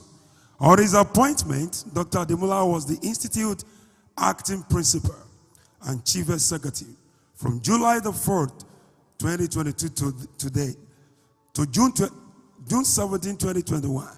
He was also the former vice president of the same institute from December 4th, 2019 to July 4th, 2020. Dr. Adimula has a university education at the University of Ilorin, where he graduated with a BSc Chemistry, MSc Chemistry from the University of Benin, where he also earned his PhD in 2010, with specialization in modifications and application of biopolymers. In 1990, Dr. Adimula was appointed by the National Institute for Freshwater Fishery Technology, New Musa, Niger State, and was immediately deployed to head the chemistry department of Federal College of Freshwater Fishery Technology, a subsidiary of the institute. He joined the services of the Petroleum Training Institute in 1992 as a lecturer too, and has by virtue of his hard work and outstanding contributions and significance to the progress and actualization of the objectives and visions of the institute, he rose to the headship of the Petroleum Training Institute. Dr. Adimula has had a distinguished career at the Petroleum Training Institute, and he has held various offices of high responsibility. Ladies and gentlemen, Dr. Adimula has served as the head Department of Industrial Safety and Environmental Technology between 2014 and 2017. As the head of the single largest department in the institute, he built a team of motivated staff, promoting and nurturing harmonious working relationships among the staff members. In the middle of his tenure as the head of the department, he was saddled with the high responsibility of piloting the affairs of the newly established Directorate of Research and Development. He is the pioneer director in December 2017. As the Director of Research and Development, he established a 5-year plan for transforming the research culture of the institute, and he created various research clusters to address the various technological challenges of the oil and gas industry, with a goal to develop homegrown technology and deepen the Nigerian content in the oil and gas industry. Ladies and gentlemen, Dr. Adimula has served as the Director of Science from July 2018 to December 2019. As the DOS, he worked with the other directors and top management staff to formulate policies and strategic directions for the institute until he was appointed by the Governing Council of the institute in December 2019. Ladies and gentlemen, Dr. Adimula occupied the vacant position of the Vice President as well. And as the Vice President, he went further to carry out his responsibility to serve the institute. Ladies and gentlemen, he since then embarked on various projects and initiatives aimed at more closely align the institute to solve the technological challenges and the training needs of the oil and gas industry in Nigeria. Ladies and gentlemen, Dr. Adimula is well respected for his research works, seeking solutions to problems of the pollution of the environment by the Nigerian oil and gas industry. He is a 2-time winner of the PTDF Research Grant Competition for his research development titled developing immobilized oil degrading microorganisms in local cellulosic materials for rapid development in the remediation of oil polluted soil.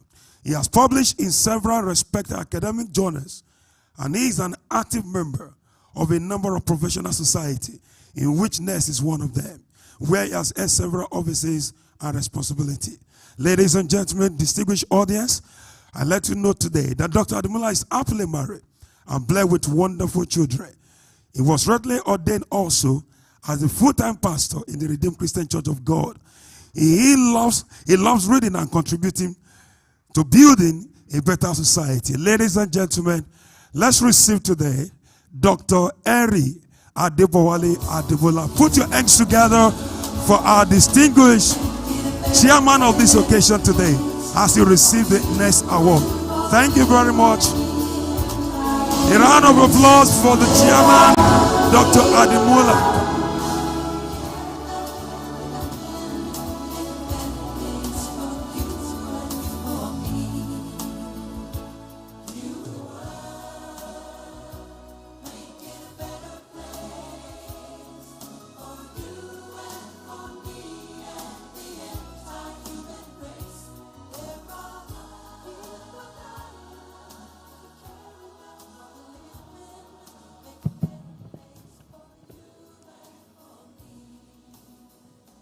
On behalf of Nigerian Environmental Society, Delta State Chapter, I present this award to you for your outstanding performance in your professional career. It is hoped that this award will stir up your spirit to add more value to humanity. Thank you and congratulations.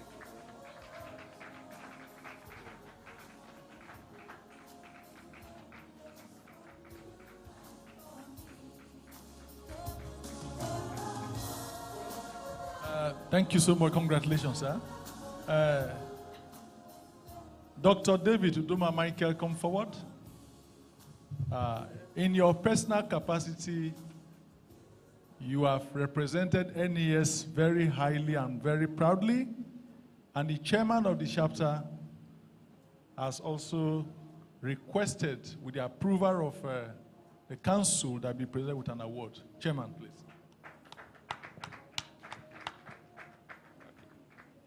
On behalf of Nigerian Environmental Society, Delta State Chapter, I present to you today, in recognition of your outstanding accomplishment, excellent service to humanity, and continuous interest in Nigerian Environmental Society, these awards today. Congratulations.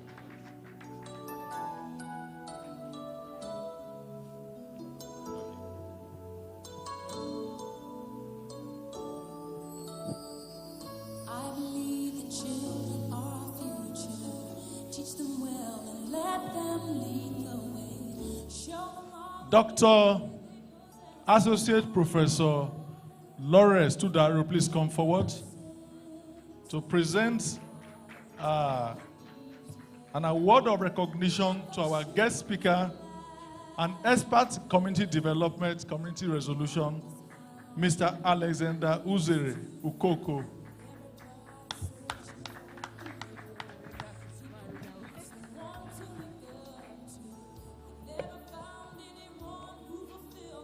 On behalf of the Nigerian Environmental Society, we present you this award in recognition of demonstrating excellence and invaluable contributions to the success of the 2022 Environmental Workshop. We are grateful, sir.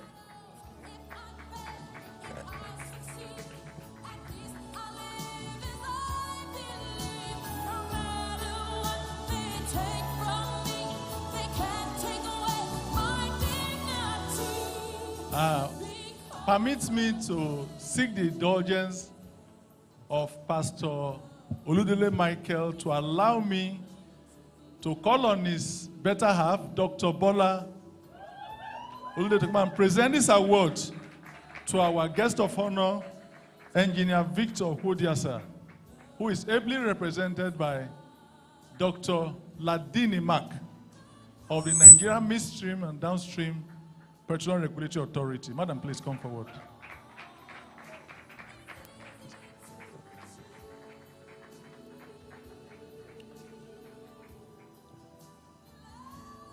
Engineer Victor ohwodiasa, sorry. I would gladly like to present this award to you in recognition, on behalf of NES, in recognition of your outstanding accomplishment and demonstration of excellence. It is presented to you this day, on this 12th day of November 2022. Thank you, sir.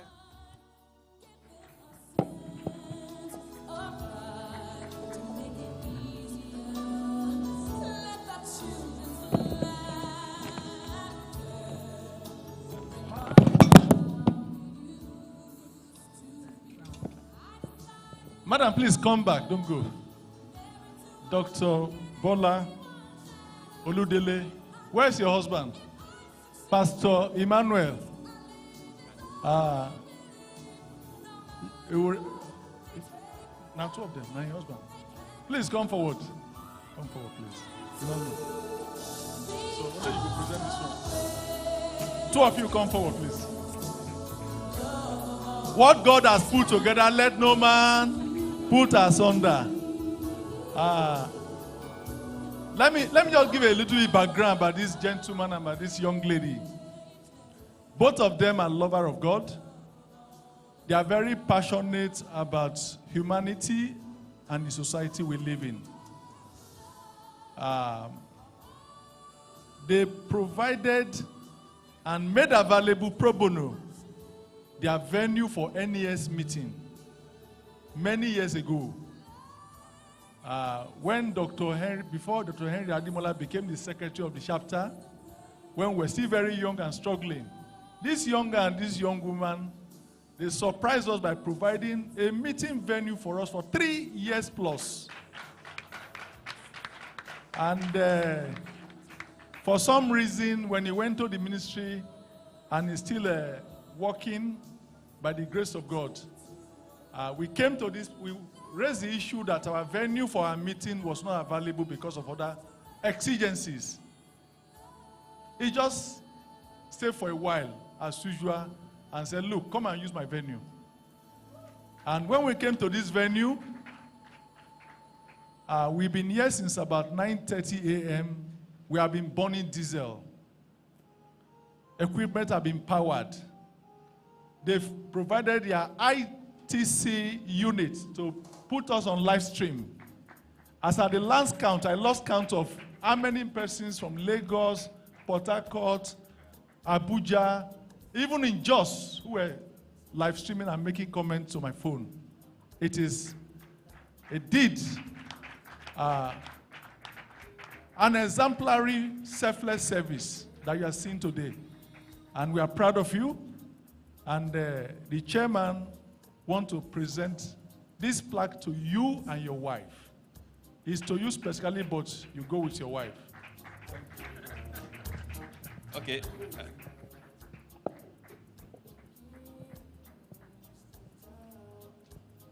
Reverend Emmanuel Oludele, the Nigerian Environmental Society Delta State Chapter, is very proud to present this plaque to you in recognition of your invaluable contributions to NES,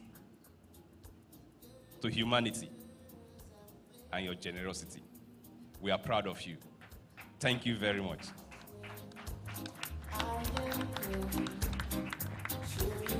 And the last and not the least is the biggest and the Oga of them all.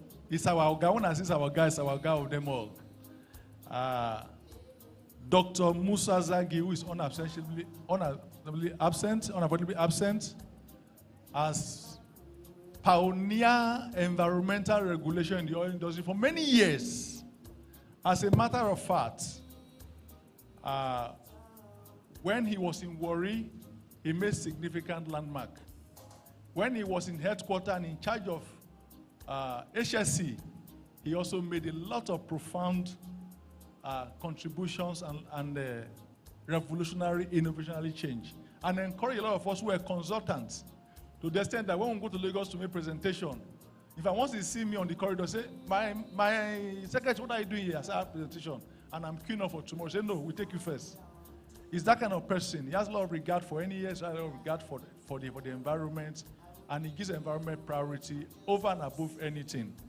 Even though he's not here today, we are going to call on the HSC manager and my friend, the fellow, to come and receive on his behalf this award, presented by no other person than also a member of NES, the principal of PTI, will do that presentation to him.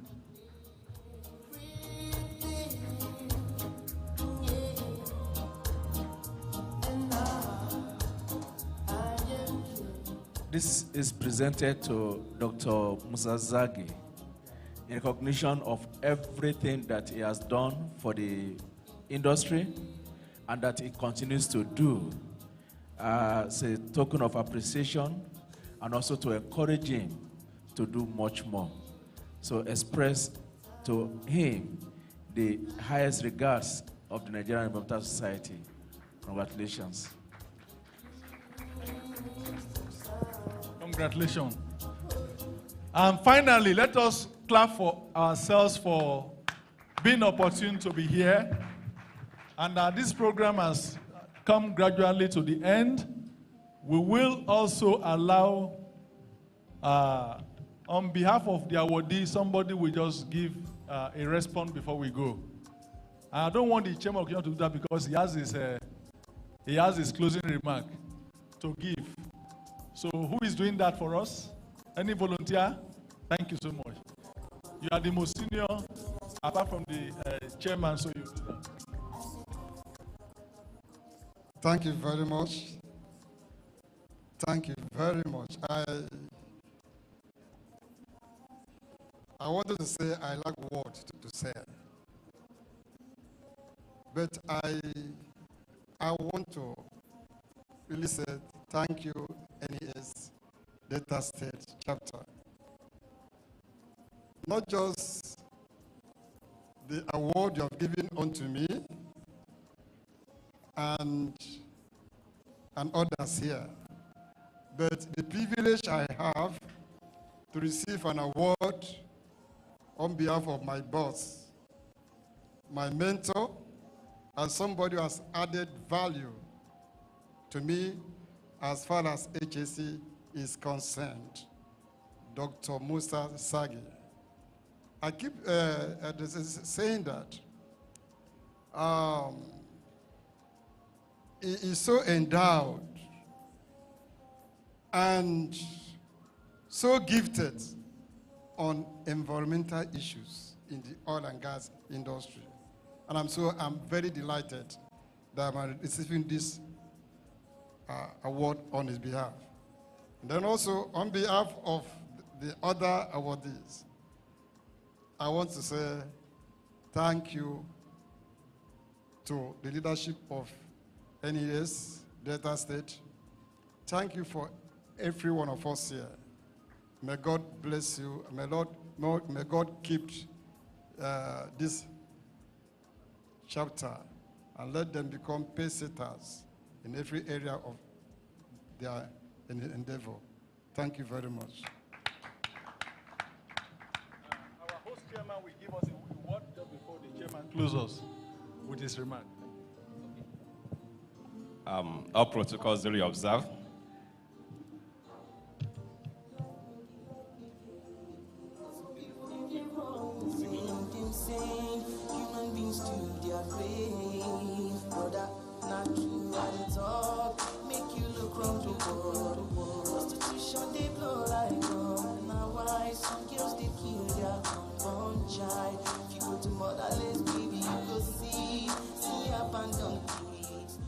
Okay, all protocols duly observed. I want to appreciate everybody that has come for this 2022 annual workshop. Your patience. During the presentation, I observed that there was one thing that was missing, and that's the fact that the regulators are here, the consultants are here, but we didn't have the community represented here.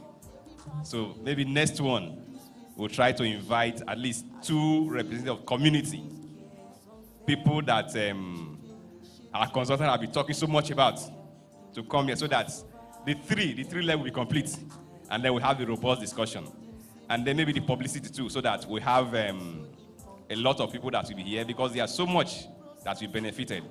But the one thing I've taken away from here is that we were able to mainstream it for everybody around the country to be able to see what is going on and for them to benefit. I will also appeal to our presenter, our guest presenter, from the regulators, that their presentation is very robust. But there are sometimes, we need something that we want to go back to check. So we'd like to have a soft copy of that presentation, so that our members that are not even here, they can also benefit from it. Once again, thank you very much. For all the schools that participated, I want you to clap for yourself once again. That you are all able to make it. We appreciate you for that. And then we have a new champion for this year. I know next year other schools will strive more, and then we will try to up the prize, so that next year it will not just be the school, but the students will be proud to have what we are giving to them. Both the first, second, and third, they will have something better than this. Thank you very much. God bless you all.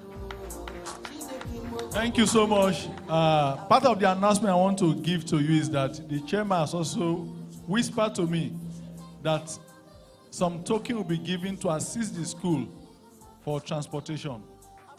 I don't know whether that is going to the student, Nabi, or to those that came. Most of you, did you come on your own? The school brought you?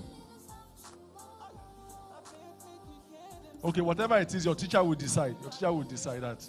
The token will be given to you. And I also want to specially recognize and put on record the support we receive from Matrix Energy Limited. The items, in most cases, are bought by individuals. Individual member volunteer to give that every year, because we must buy that laptop. Somebody will drop the money. But you know the way it is now. Most of us are lecturers, and things are very good. So we have to write to some company to assist us. And Matrix volunteer to buy all the gift items. So let it be on record that those gift items were bought by Matrix. And we encourage Matrix Energy Limited to continue to be environmentally friendly, and others to join in partnership with us, so that we'll be able to sustain this very noble occasion. I know that many young persons who went through this system, some are already in school, studying environmental related courses. And PTI has also added another department of Institute of Environmental Science and Environmental Management, which will give you a very broad horizon to become an environmental practitioner. Don't miss it out when you get to the point you are making your choice, and you'll be proud you did. Thank you very much, all of you that contributed to it. Uzere, who has been working assiduously, the treasurer, and who has assisted me so much. John Kpegedege, the secretary.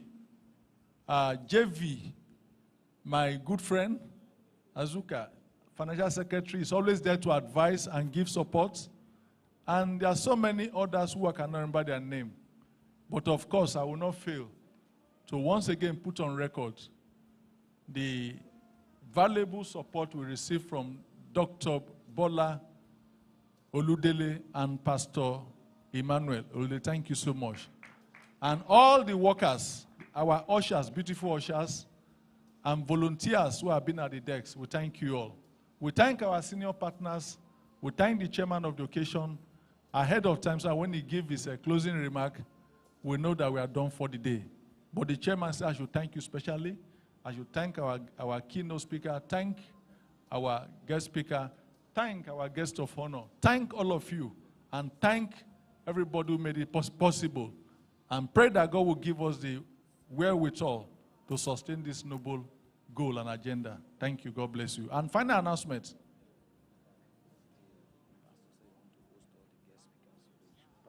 Okay.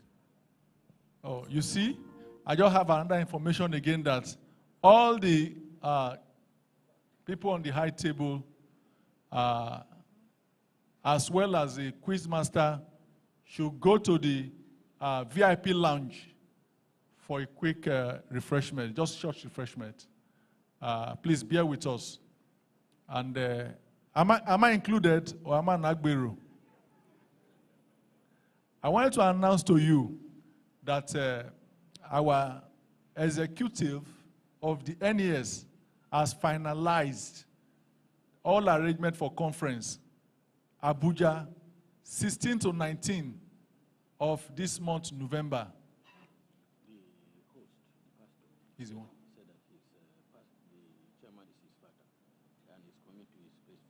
Okay. Okay. Thank you so much. I'm just announcing to you that by next week, we are going to have a conference, and we are sponsoring our student members in terms of accommodation and conference fee as a commitment. The national chapter has given us 2 slots. On our side, those of us who are fellows and fellows in waiting, don't forget, we have 2 fellows in waiting in this house. I won't mention their name. And for some reasons, we are going to put us together to ensure that those students get there on our own purse. It is a little commitment that we can make to encourage young people. And Dr. Bola and the husband, Pastor Emmanuel Oludele, just said they want to host their father, and they want all the special guests to come along. That the chairman of the day is our father, and he said he wanted to host him. So, you want to say what? You should come with you right away. I thought a gift. Oh, you're bringing the gift is coming right away. I thought it was going to come. It's better inside, please. Let's take them inside. Take them inside. No, we want it quiet. We want it quiet, please. Oh, I've been overruled. Do you believe this love is real?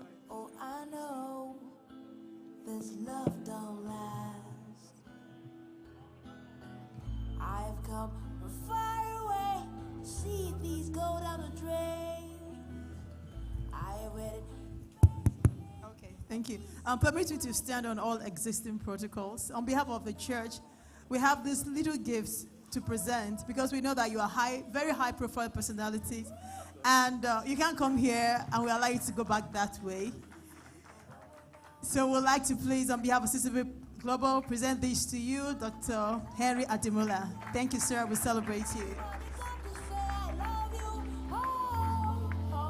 And we also have for your wife. You can't enter here. Consider the amazing work you've done over there at PTI. We want you to know that we appreciate what you do. It means a lot to us and the entire institute. Thank you, sir. We celebrate you. Now you're asking me to trust you. Tell me how am I supposed to when I know It has been a very wonderful day, no doubt. And I want to apologize for those of us that may be traveling back for taking so much of your time. But I think that we can always reflect back on today and be glad that we made it to this occasion. And let me start by appreciating all our speakers who have had wonderful contributions to the success of today, and to thank them for the deep and insightful lectures that we have had today. I'd like to appreciate all the schools that participated, both at the final stage and through the preliminary stages, and especially to the winners today, and also to charge you that this will not just be an event that ends today, but to become champions of a better environment.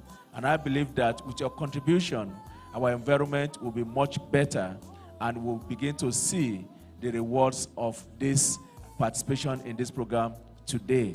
The NES data chapter, a very vibrant chapter in the entire country. And I'd like to thank the ESCO, led by the chapter chairman, and also to Paul Akporohwo, who has been there all along.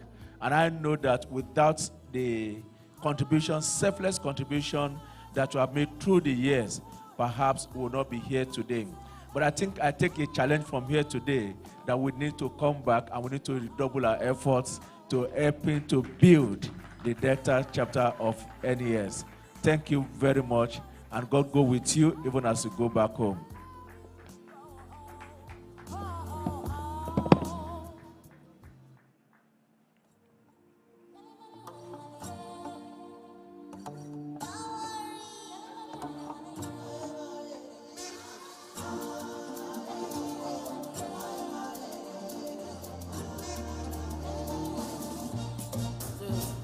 This morning, I just wake up to feel good.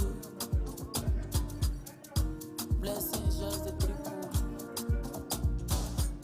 No, we say we better pass people. Now in love and mercy make me to feel good. So I go dance, make them give me space. I don't remove wig, I won't shake my waist. Clear the floor, I don't wear my shoe. I won't show them say this my God is good. I sleep, I wake. I work, I jog, I go, I come. Now who they run, I'm not God. See, they try, they fail. I buy, I pay. Blessing day for my gate. I need a show for my face. Say, non-stop, this blessing I non-stop. Anything where I touch, non-stop. Them can't touch, this blessing them can't touch. Many blessings they might get, they can't touch. Thank God, man, no be God, oh. And since I was born, show me love, oh. Many men, them dumb, oh. But we still riding on, we strong, oh. So they put me for a flame, one burn me. Throw me for sea, one drown me. Throw away me for beat, one bury me. But to nobody protect me. They find me, they no fit see. Oh, when them big, I don't fall for the beats. No be only me, they need problem for God. But for my matter, no be first to go. The love 100, the blessing 100, protection 100, now I. The joy 100, the peace 100, the grace 100, Please, now all the teachers, please, can you come to the left side? The teachers. For the various schools, please.